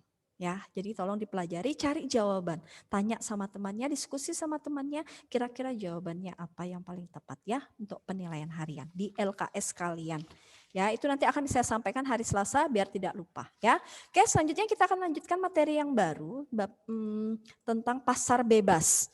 Ya, di sini kalian bisa lihat kompetensi dasarnya apa ya, semua sama, indikatornya kita akan belajar tentang bentuk-bentuk pasar bersama itu seperti apa, dampaknya itu apa. Ya. Nah, untuk poin yang ke-4.39 poin 4.3.10 ini adalah menyajikan, berarti kalian harus mengerjakan sesuatu project. Ya, ini hanya project berarti untuk di KI 4. Ya, itu nanti. Next. Selanjutnya kita akan belajar tentang materi pokoknya adalah pasar bebas. Nah, misalnya saya akan menjelaskan di sini ada tujuan pembelajaran kalian. Jadi kalian harus tahu belajar apa, tujuan pembelajarannya apa. Ya, nah tujuan pembelajarannya adalah kalian mengerti apa itu pengertian dari pasar bebas. Ya, yang kedua macam-macam organisasinya seperti apa. Ya. Jadi ada organisasi, banyak sekali organisasi kerjasama di forum pasar bebas ya. Terus yang ketiga dampaknya. Nah ini yang akan kita pelajari, materi yang akan kita pelajari ya. Nah selanjutnya kita akan masuk kepada pasar bebas. Yang pertama adalah pengertian dari pasar bebas. Nah namanya juga pasar bebas. Ya anak-anak, pasar bebas. Kalau pasar bebas berarti ya bebas. Ya sebebas-bebasnya. Siapapun bisa belanja, siapapun bisa datang. Tidak mengenal kaya, miskin, tidak mengenal apapun. Ya namanya pasar bebas, semua orang bebas melakukannya. Tidak ada hambatan. Ya siapapun bisa. Ya, nah itu gambaran pasar bebas ya. Tapi pengertiannya apa secara umumnya? Ya, perdagangan bebas di sini adalah proses kegiatan ekonomi yang dilakukan dengan tidak adanya hambatan buatan atau hambatan yang diterapkan oleh pemerintah dalam perdagangan antar negara. Nah, pasar bebas. Jadi kegiatan ekonomi ini dilakukan oleh siapa? Dilakukan dalam antar perdagangan, antar negara. Ya, jadi negara manapun bisa melakukan namanya perdagangan bebas. Tidak ada hambatan. Baik itu dari pemerintah atau dari siapapun. Ya, semua orang, semua negara bebas melakukan namanya perdagangan. Jelas ya, pasar bebas ya. Sampai di sini ada pertanyaan tentang pasar bebas? Jelas ya. Sama, misalnya kalian pergi jalan nih, jalan-jalan, terus jalan-jalan ada jalan tol ya. Wih, kalau ada jalan tol itu kan pasti pikiran kita cepat sampai, tidak macet, ya. Ya benar ya. Jadi lebih praktis. Nah itu, jadi ibaratnya sama, pasar bebas, sama seperti jalan tol. Jadi bebas hambatan, tidak ada hambatan di jalan tol. Ya, jadi kita bisa melakukan apapun di jalan tol, jalan dengan kecepatan tinggi, dengan kecepatan maksimal. Ya, yang penting harus hati-hati, fokus di jalan tol, ya, biar kita selamat sampai tujuan. Jadi tidak ada hambatan, makanya lebih cepat dibandingkan kalau kita jalan umum seperti biasa. Jadi jalannya lebih macet, lebih lama. Tapi kalau kalian jalan tol, kalian lebih cepat dan sampai. Nah itu sama seperti pasar bebas. Perdagangan pasar bebas juga sama, tidak ada hambatan. Tidak ada pun siapapun yang mengatur di perdagangan bebas. Ya. Siapapun bisa berdagang. Kamu mau berdagang dengan negara manapun bisa. Berhubungan, berinteraksi dengan negara lain pun bisa. Ya, karena tidak ada hambatan, tidak ada yang mengatur, tidak ada hambatan dari pemerintah atau apapun yang ikut campur tangan supaya perdagangan itu tidak berjalan dengan lancar. Ya, nah itu yang dikategorikan dengan pengertian dari pasar bebas. Sampai di sini ada pertanyaan anak-anak? Jelas ya? Jadi kita sudah membahas yang pertama tentang pasar bebas. Terus yang kedua, tadi misalnya jelaskan apa aja, organisasi apa aja ya. Tapi sebelum masuk ke organisasi, di sini kita lihat ada pemberlakuan perdagangan bebas dengan menerapkan kebijakan. Ya. Jadi walaupun bebas tapi harus ada kebijakan, menerapkan kebijakannya. Apa saja kebijakan dari perdagangan pasar bebas? Yang pertama, perdagangan barang dan jasa tanpa pajak termasuk tarif atau hambatan perdagangan lain. Ya. Ya, berarti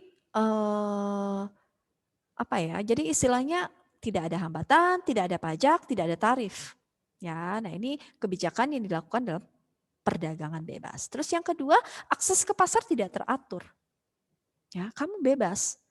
Ya, maksudnya mau ke pasar mencari, maksudnya bukan pasar gitu ya, bukan. Maksudnya terjun langsung ke lapangan maksudnya. Ya, jadi tidak ada yang tidak, maksudnya tidak teratur. Ya, jadi bebas. Kapan aja kita mau kita bisa melakukan. Ya, namanya juga perdagangan bebas ya. Terus yang ketiga, akses informasi pasar yang tidak teratur. Sama. Jadi kita bisa apa aja bisa dapat informasi, bisa dapat sumber-sumbernya. Ya, jadi aksesnya kita nggak teratur ya, mau kapan saja, mau hari ini, mau besok, mau kapan aja bisa. Nggak diatur. Ya, nah itulah kebijakan yang dilakukan dalam perdagangan bebas ya. Sampai di sini ada pertanyaan anak-anak? Ada pertanyaan? Oke, kalau tidak ada pertanyaan, Miss Alice lanjutkan. Ya. Sekarang apa fungsi pasar bebas? Nah, ini ada fungsinya. Kalian bisa lihat ya, fungsi pasar bebas itu adalah pertama menyediakan informasi mengenai harga dan jumlah permintaan barang dalam perdagangan. Jadi ada informasi, namanya pasar bebas pasti kita harus tahu informasi harga barangnya berapa, jumlah permintaannya berapa. Ya kan anak-anak? Jadi kita harus tahu juga walaupun pasar bebas tapi kita harus tahu. Oh, permintaan masyarakat akan kebutuhan ini bagaimana? Oh, harganya berapa? Biar kita tahu. Ya, kita dapat informasi seperti itu. Ya, mungkin kalau bukan dalam pasar bebas, kita ditentukan oleh pemerintah. Ini loh harga jualnya, kamu beli segini, harga jualnya kamu harus jual segitu. Itu yang ditentukan oleh pemerintah. Tetapi dengan adanya pasar bebas, kita bisa menentukan, dapat informasi yang lebih jelas lagi. Ya, terus yang kedua memberikan insentif. Insentif ini apa? Dari pemerintah. Pemerintah memberikan insentif atau pengusaha-pengusaha yang lebih maju, dia memberikan bantuan kepada pengusaha yang masih membutuhkan bantuan. Ya, jadi lebih baik lagi. Ya, dengan adanya bantuan, mereka dapat bisa mengembangkan ya perdagangan mereka ke arah yang lebih baik. Ya, misalnya di sini Tirza nih jualan. Ya, tapi Tirza nggak punya modal. Dia jualan hanya segitu tapi kurang modal. Nah, akhirnya pengusaha atau pemerintah bisa memberikan bantuan kepada Tirza untuk mengembangkan usahanya ke arah lebih baik lagi. Jadi lebih berkembang, lebih maju. Nah, ini fungsi dari pasar bebas, ya, memberikan insentif. Terus yang ketiga, menyediakan dan merangsang penggunaan barang serta faktor produksi.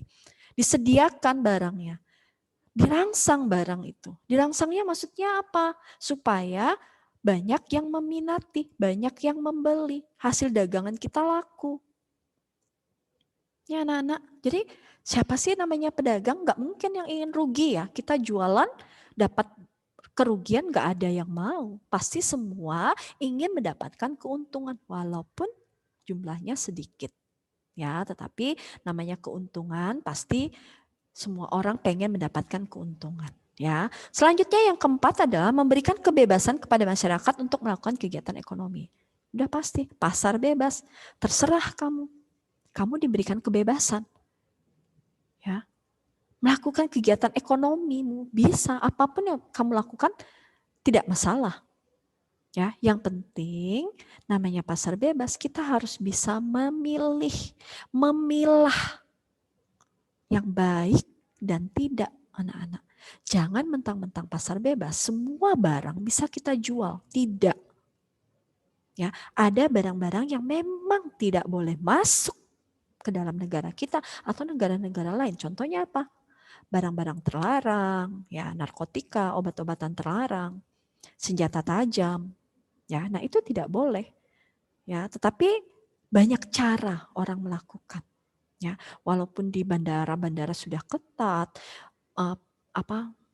sudah lebih penjagaan lebih ekstra, tetapi masih ada yang kecolongan, ya, membawa barang-barang yang memang tidak boleh dibawa. Ya, itu masih banyak, ya. Nah, itu fungsi dari pasar bebas. Sampai di sini ada pertanyaan? Nggak ada ya. Kalau nggak ada pertanyaan, saya harus lanjutkan. Nah, di sini kita masuk kepada perdagangan pasar bebas. Nah, namanya perdagangan pasar bebas itu muncul akibat adanya kerjasama pasar bersama. Ya, jadi kerjasama, harus ada kerjasama antar negara, antar daerah, ya, dalam lingkup yang sangat kecil, ya. Nah, contohnya bentuk kerjasama pasar bebas itu seperti apa? Akan bisa jelaskan satu persatu, ya. Yang pertama, nah ini yang tadi poin yang kedua ya, kalian dapat menentukan bentuk-bentuk kerjasama. Bentuk kerjasamanya yang pertama adalah masyarakat ekonomi ASEAN atau MEA, ya, nggak asing ya. Jadi kalau ditanya MEA itu apa? Masyarakat ekonomi ASEAN. Masyarakat Ekonomi ASEAN atau MEA ini didirikan pada tahun 2015, anak-anak. Ya, ASEAN Economic Community, ya. Jadi merupakan sebuah integrasi ekonomi ASEAN dalam menghadapi perdagangan bebas antar sesama negara-negara ASEAN. Ya, mungkin ada yang kaget. Ada negara di ASEAN itu kaget, waduh, kok pasar bebas? Itu banyak sekali anak-anak, dampaknya itu banyak. Memang di sisi lain ada dampak positifnya, tetapi juga ada dampak negatifnya. Namanya pasar bebas. Ya, kalau kita nggak bisa bertahan dan kita nggak bisa bersaing dengan negara-negara lainnya, maka barang kita akan nggak laku. Ya, kalian bayangkan, banyak orang berjualan, negara-negara di ASEAN itu dengan gampangnya masuk ke Indonesia atau dari Malaysia, Singapura, Thailand, Vietnam, Brunei, datang semua barang itu dari negara mereka masuk ke Indonesia. Jual prak sama. Ada yang dari baju juga, oh baju produksi Thailand, ya baju buatan ini, semua ada. Kita bersaing. Pedagang di Indonesia itu bersaing. Bisa nggak sih bersaing? Semoga apa barang yang kita jual baju ini bisa bersaing dengan baju-baju dari luar negeri, dari luar, sesama anggota ASEAN. Bisa nggak? Ya. Nah inilah yang terbentuknya MEA. Dengan adanya MEA, ya, jadi terbantukan. Ya, jadi negara yang mengalami kesulitan menghadapi perdagangan bebas yang belum siap, mereka terbantu dengan adanya MEA ini. Ya, contoh misalnya misalnya nih berdagang, misalnya buka apa ya, misalnya buka tas merek buatan lokal. Jadi tas buatan lokal produksi Indonesia, produksinya misalnya. Terus nggak lama lagi di sini ada apa? Sydney misalnya, oh Sydney pengusaha dari Indonesia. Dia punya uang yang banyak, dia akhirnya bisa membeli baju dari luar negeri, dari Thailand contohnya. Nah, Sydney itu bebas ya, Sydney bebas, bebas apa aja dijual. Tapi Sydney beli baju dari Thailand, datangkan ke Indonesia tanpa adanya bayar pajak, tanpa adanya kena tarif, tanpa adanya hambatan. Ya, Sydney bisa gampang ya dengan mudahnya mendatangkan baju-baju dari Thailand ke Indonesia. Nah, Sydney berjualan baju dari Thailand. Itu bebas. Ya, bebas masuk ke Indonesia. Misalis juga nih sama, dagang baju. Misalis berusaha bersaing gimana kualitas bajunya Misalis ini biar bisa sama dan tidak bisa menyaingi produk dari Thailand. Ya, biar produk Misalis juga laku. Nah, itu anak-anak. Ya. Ini ya ada positifnya. Kok positifnya semua barang bisa masuk. Tapi kok dampak negatifnya apakah pedagang kita, pedagang dari Indonesia itu bisa bertahan? Ya, dari adanya pedagang-pedagang yang masuk ke Indonesia dengan membawa produk-produk dari mereka. Ya, nah ini tujuan dari terbentuknya ada masyarakat ekonomi ASEAN. Ya, jelas ya. Jadi anggotanya adalah anggota-anggota ASEAN. Ya, khusus anggota ASEAN saja. Namanya juga masyarakat ekonomi ASEAN. Ya, selanjutnya di sini ada tujuan MEA. Tujuannya apa ya? Yang pertama, memperkuat hubungan antar negara ASEAN. Sudah pasti anak-anak. Namanya organisasi, ya MEA, organisasi anggota ASEAN, pasti dengan adanya organisasi jadi lebih kuat. Hubungan mereka lebih kuat, lebih terintegrasi. Ya, kita masuk dalam suatu organisasi, ya sama-sama membantu, sama-sama bekerja sama. Jika ada yang mengalami kesulitan, kita akan bantu. Itulah tujuannya. Ya, tujuan MEA. Terus yang kedua, mewujudkan sistem perbankan. Sudah jelas, berarti perbankan keuangan kita, ya, hubungan kerjasama dalam bidang perbankan juga lebih baik, ya kan? Jadi misalnya si negara A kekurangan biaya, butuh bantuan, maka dia bisa meminjam bantuan uang melalui perbankan ya dari negara lain, ya negara ASEAN khususnya, ya dibantu. Ya itu. Yang ketiga, merencanakan sistem keuangan. Ya, jadi saling membantu. Direncanakan sistem keuangannya. Ya, jadi jangan asal besar pasak daripada tiang, besar pengeluaran daripada penghasilan. Ya, penghasilannya 10.000 misalnya, pengeluarannya 15.000. Ngutang dong sisanya 5.000-nya. Ya. Nah, itu harus direncanakan. Nah, inilah tujuan dari MEA. Ya. Terus yang keempat, ketahanan pangan. Anak-anak pangan kita dalam negara-negara anggota ASEAN itu harus dipertahankan. Ya. Kenapa? Kalau pangan nggak ada, apa yang terjadi? Negara tersebut menjadi miskin, kelaparan. Ya. Sekarang kalau lihat misalnya pergi ke pasar, harga cabai mahal banget anak-anak. Ya per kilonya bisa 100.000. Kaget misalnya turun ke pasar, nanya berapa per kilo. 100.000 anak-anak, itu di pasar tradisional. Ya, pasar tradisional. Ya, tetapi kalau kalian pergi ke swalayan atau supermarket, hanya berapa gram itu, mahalnya luar biasa. Ya, nah ini yang harus, pangan kita harus ditahankan, dipertahankan. Kalau enggak ada, kalian bayangkan, sudah enggak ada pangan, negara enggak punya uang, enggak bisa mengimpor, apa yang terjadi dengan negara kita? Kelaparan, kemiskinan, bahaya.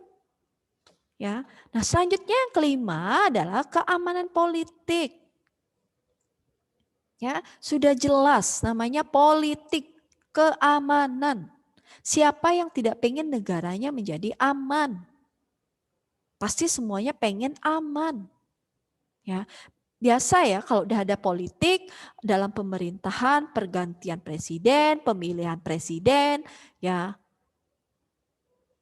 itu sering terjadi. Ada apa-apa tidak sesuai, tidak puas masyarakat kepada kepemimpinan, demonstrasi. Ya, dikit-dikit penjarahan. Nah, itu yang terjadi anak-anak. Ya. Inilah tujuan dari MEA, keamanan politik. Ya, antar negara anggota ASEAN. Ya, sekarang kita lihat terjadi politik, kekacauan politik di mana? Di Myanmar, ya tahu ya. Nah, itu apa? Kalau kalian lihat berita, banyak terjadi konflik, ya permasalahan yang terjadi. Ya, ada kudeta dari militer. Ya, kalau kalian lihat berita banyak sekali itu mencekam negaranya. Ya, bayangkan itu dalam satu negara aja sudah mencekam anak-anak. Ya, polisi membabi buta, menembakin orang pendemo dengan seenaknya. Banyak terjadi korban jiwa. Ini yang terjadi. Ini fakta. Ya, kalau kalian lihat di berita itu, ya memang seperti itu anak-anak. Ngeri. Ya, misalnya ngeri banget lihat di Myanmar itu ya. Ngeri banget. Ya, masyarakatnya hanya satu, menginginkan apa? Keamanan anak-anak. Supaya mereka tertib. Yang penting negaranya itu aman saja. Udah, itu aja. Ya, kalau sudah negara yang nggak aman, pasti ada kecemasan ya dalam diri masyarakat. Misalnya kalau tinggal di negara konflik juga pasti akan dikit-dikit nggak merasa nyaman, ya kita terancam. Ya, nah ini jadi tujuan MEA keamanan politik. Ya, terus yang keenam adalah sosial budaya. Ya, namanya hubungan sosial. Sosial itu hubungan anak-anak. Hubungan antar negara. Baiknya, apakah enggak. Itu menjadi dalam hubungan sosial budaya. Bukan hanya dalam hubungan sosial, tetapi dalam bidang budaya. Ya, budaya ini saling menguntungkan, saling melengkapi. Ya, nah inilah tujuan dari MEA. Sampai di sini ada pertanyaan? Enggak ada? Oke, kalau nggak ada pertanyaan bisa selanjutkan ya. Sekarang di sini ini MEA ya, sama ya, mempunyai 4 pilar utama. Di sini ada pasar tunggal dan basis produksi, kawasan dengan daya saing ekonomi yang tinggi, ya pasti namanya kita dalam negara walaupun dalam satu kawasan ASEAN kita sama-sama bersaing. Saingnya dalam hal apa? Dalam ekonomi supaya ke arah yang lebih baik. Ya, jadi motivasi kita, ya Motivasi anak-anak. Oh, si negara A kok bisa kaya ya? Kok negara A bisa maju ya? Padahal sama-sama di kawasan ASEAN. Jadi motivasi negara kita. Kita termotivasi. Kita harus lebih baik lagi. Kita harus bisa mencapai sama kalau perlu sama mereka atau kita lebih baik dari negara mereka. Itu ada menjadi suatu motivasi. Ya, ini pilar utama dari MEA. Ya. Saling memotivasi.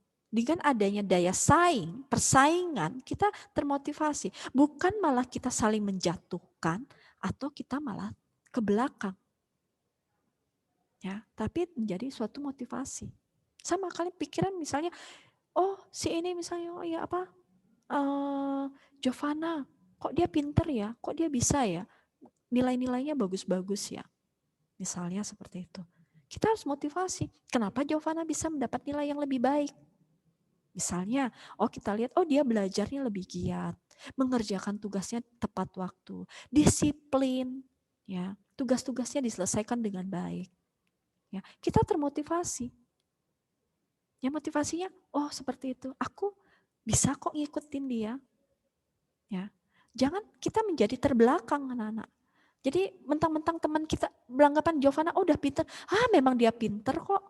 Ngapain lagi, enggak usah deh diikuti, udah dia pinter ya pastilah dapat nilainya bagus-bagus. Tidak, bukan seperti itu. Tetapi ada motivasi dari diri kalian.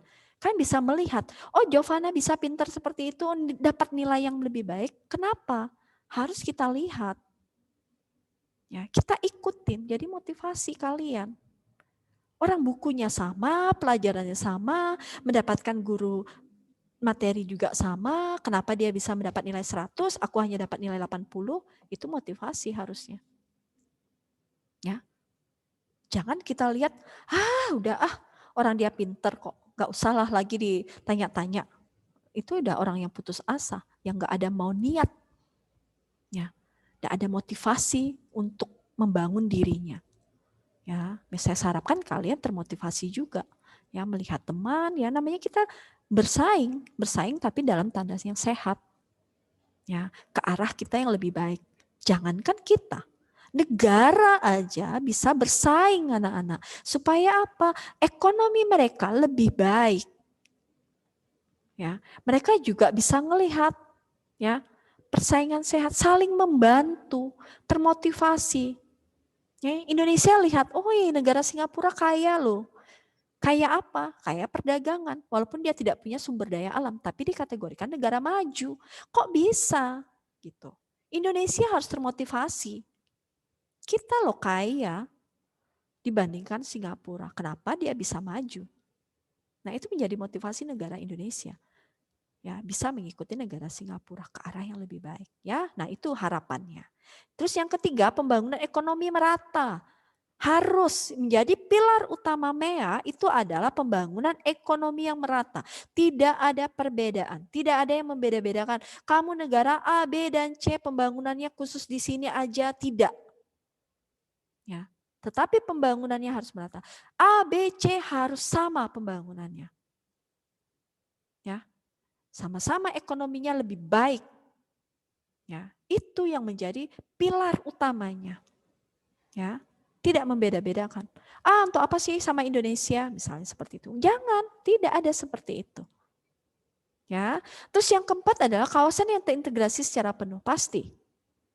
Namanya kita dalam satu organisasi, dalam satu kawasan, ya, dalam satu regional, pasti kita terintegrasi, saling membutuhkan, kerjasama.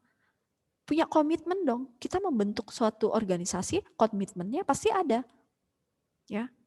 Berarti terintegrasi. Nggak mungkin berdiri organisasi lepas tangan yang lainnya. Enggak.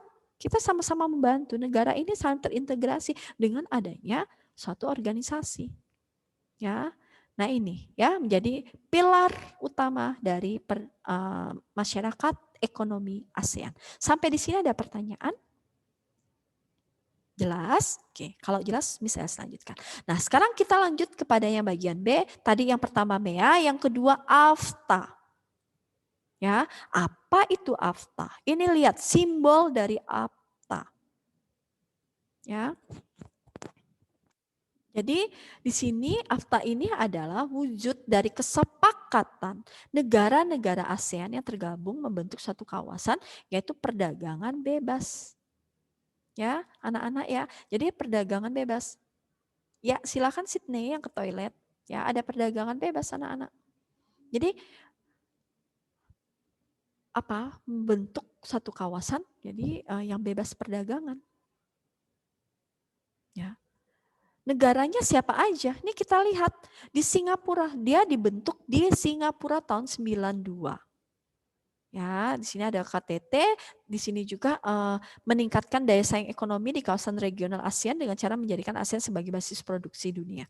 Ya, itu tujuannya. Membentuk negara yang terdiri dari anggota-anggota ASEAN, mereka termotivasi dengan adanya AFTA, ekonomi di negara ASEAN menjadi tujuan utama, basis perekonomian dunia. Itu yang menjadikan tujuan AFTA. Ya, mereka cita-citanya ini loh, ASEAN itu jangan dipandang sebelah mata. Mereka membentuk ASEAN bisa semoga perdagangan mereka itu bisa terkenal. Ya, terkenal di mancanegara.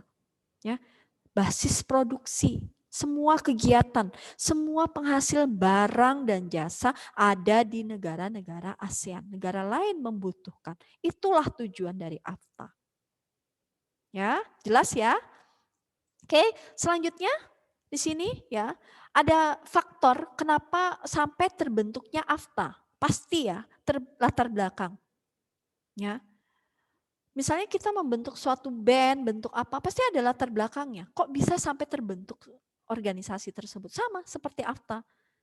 Ya, ini dari negara-negara bisa latar belakangnya apa sih? Yang pertama ada muncul isu-isu ekonomi. Ya. Nah, jadi kita lihat ada munculnya ekonomi, isu-isu ekonomi. Ya, si inilah si itulah biasa ya, hoax, ya berita-berita bohong, berita-berita tidak jelas, ya kebenarannya. Ya, dari isu-isu seperti itu lahirlah AFTA. Ya, terus yang kedua, kemajuan pesat yang dimiliki negara Singapura. Nah, ini contohnya, ngelihat lagi. Negara di ASEAN, kalau kalian lihat, yang maju hanya negara Singapura. Ya. Kok bisa ya, Miss? Bisa. Ya, dia nggak ada sumber daya alam. Bener anak-anak. Singapura itu nggak punya sumber daya alam. Bukan nggak punya ya, minim. Punya sih punya, tapi minim sekali. Kalau dilihat, dia nggak bisa hanya mengandalkan dari negaranya dia itu bisa menjadi suatu negara maju, nggak bisa anak-anak. Akhirnya masyarakat di sana, ya negara di sana, SDM-nya berpikir mereka gimana caranya nggak punya sumber daya alam tapi bisa menjadi negara maju. Gimana syaratnya? Sektor perdagangan. Kalian lihat pelabuhan di Singapura, ya tempat transit banyak negara datang. Sama seperti Indonesia. Indonesia itu tempat transit, tempat singgahnya orang negara-negara lain. Ya, mereka berlabuhnya ke Indonesia. Ya. Tapi perdagangan dia itu lebih maju loh. Ya kan? Kalian bisa lihat. Gak ada apa Singapura. Yang pernah pergi ke sana, lihat sumber daya alamnya ada nggak? Coba kalian baca-baca, minim. Tapi perekonomian perdagangan mereka itu bisa diandalkan. Ya. Nah ini menjadi latar belakangnya. Dengan demikian, jadi mereka beranggapan, ya udah, negara ASEAN juga harus bisa mampu seperti negara Singapura. Dibentuklah AFTA. Ya, mereka belajar, kita saling membutuhkan. Ya, terus yang keempat keinginan untuk meningkatkan sebanyak-banyaknya investor asing, sudah pasti. Ya, harus ada investor asing. Gimana caranya supaya investor itu menanamkan atau investasi di negara-negara ASEAN? Ya, jadi perekonomian kita lebih baik. Ya, terus yang selanjutnya AFTA juga sebagai langkah untuk mengejar ketertinggalan dari kerjasama regional di kawasan yang telah terbentuk di Eropa dan Amerika. Ya, kok bisa terbentuknya AFTA? AFTA ini melihat Ya, wih negara Amerika, wih negara Eropa, benua Eropa yang ada di benua Eropa, negara-negara yang ada di benua Eropa. Kok mereka lebih maju ya? Di Amerika, kok mereka bisa berkembang dengan pesat, bahkan sampai maju dengan pesat. Ya. Nah, dengan demikian mereka bentuklah AFTA. Gimana kalau kita bentuk AFTA? Negara-negara khusus ASEAN, nanti kita bisa melihat, oh kita bisa melampaui negara Eropa, kita bisa melampaui di Amerika.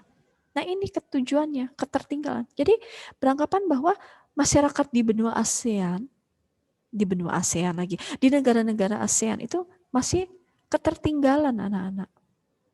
Ya, dengan ada yang ketertinggalan mereka bekerja sama, ya, berintegrasi, membentuklah suatu organisasi supaya mereka tidak ketertinggalan. Mereka melihat, ya, dengan melihat Eropa, melihat Amerika, ya, akan lebih baik lagi. Ya, nah itulah menjadi latar belakang dari AFTA. Sampai di sini ada pertanyaan?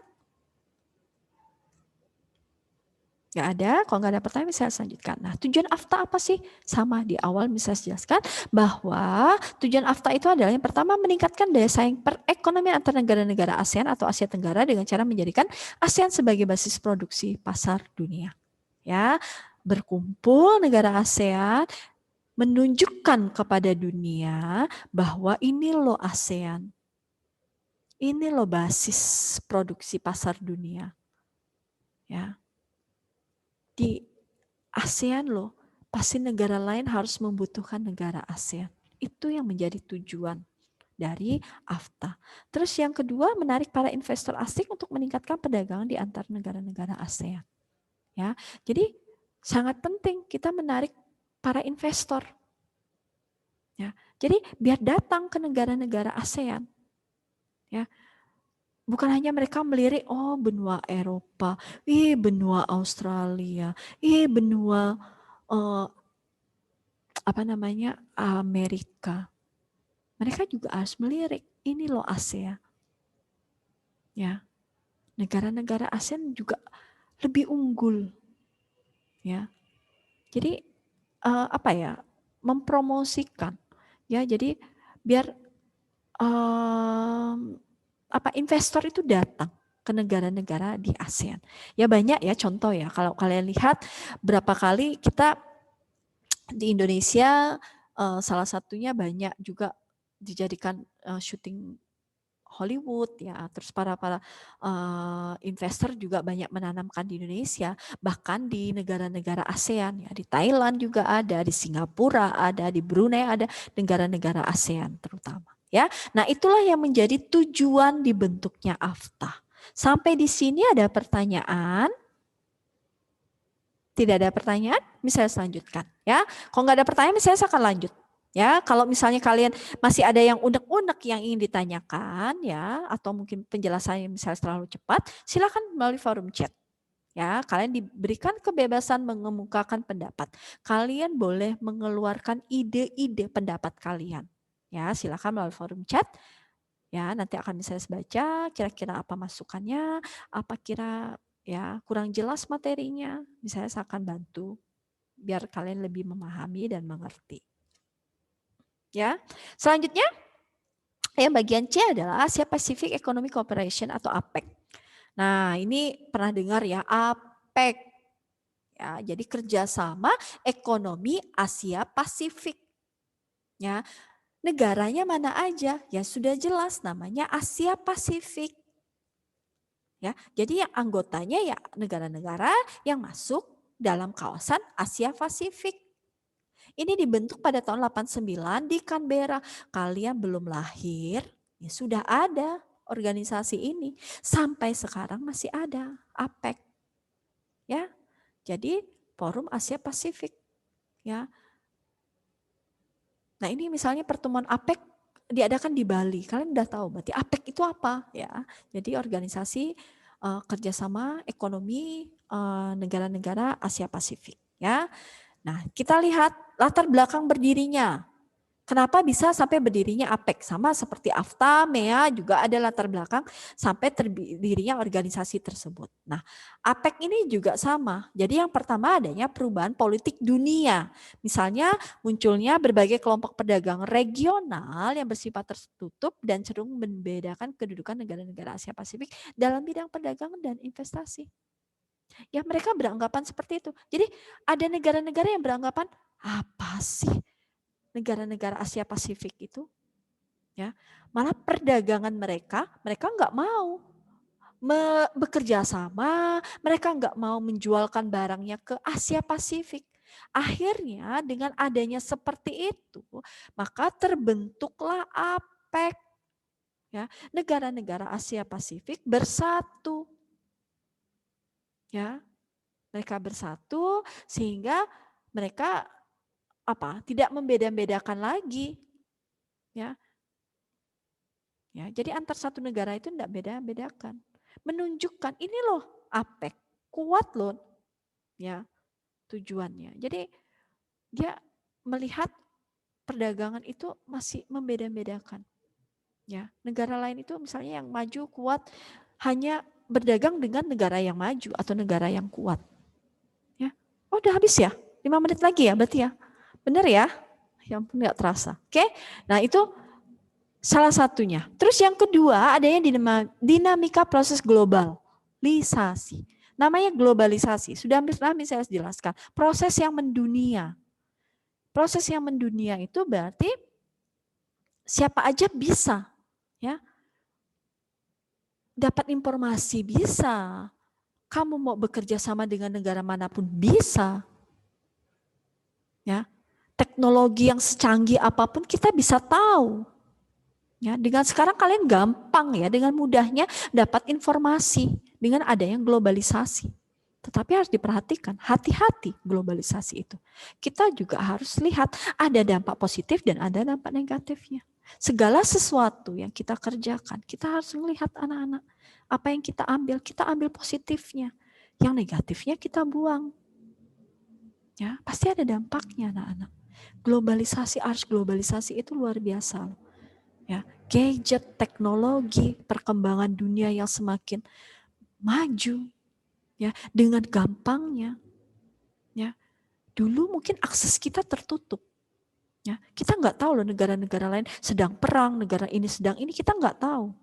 Tetapi dengan adanya globalisasi, informasi itu dengan gampang, dengan mudahnya. Ya, contoh sekarang misalnya kita tahu, oh negara Myanmar lagi konflik, ya, oh negara Amerika loh sekarang lagi ada kemarin ada pergantian presidennya, kita tahu, sampai ke negara lain pun kita tahu, ya, nah itu, ya, terus selanjutnya yang ketiga ketidakpastian perekonomian dunia, ya, ketidakpastian perekonomian dunia, ekonomi dunia kita nggak tahu, siapa yang tahu? Ya, bisa apa? Bisa mungkin negara yang maju bisa menjadi negara berkembang atau negara yang berkembang bisa meningkat menjadi sebuah negara maju. Kita nggak tahu. Ya, ketidakpastian perekonomian. Ya. Nah, itu yang menjadi berdirinya lahirlah APEC. Ya. Terus yang keempat, adanya perubahan di bidang politik dan ekonomi. Ya pasti, ya. Adanya Uni Soviet dulu pecah, perang di Uni Soviet ya pecah. Ya. Jadi Rusia dan sekarang macam-macam negara-negara terpecah. Ya. Nah, itu yang menjadikan terbentuklah APEC. Ya, anak-anak, sampai di sini ada pertanyaan? Ada pertanyaan?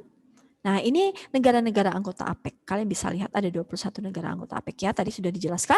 Di awal APEC itu dibentuk di Canberra, Australia tahun 1989 ya.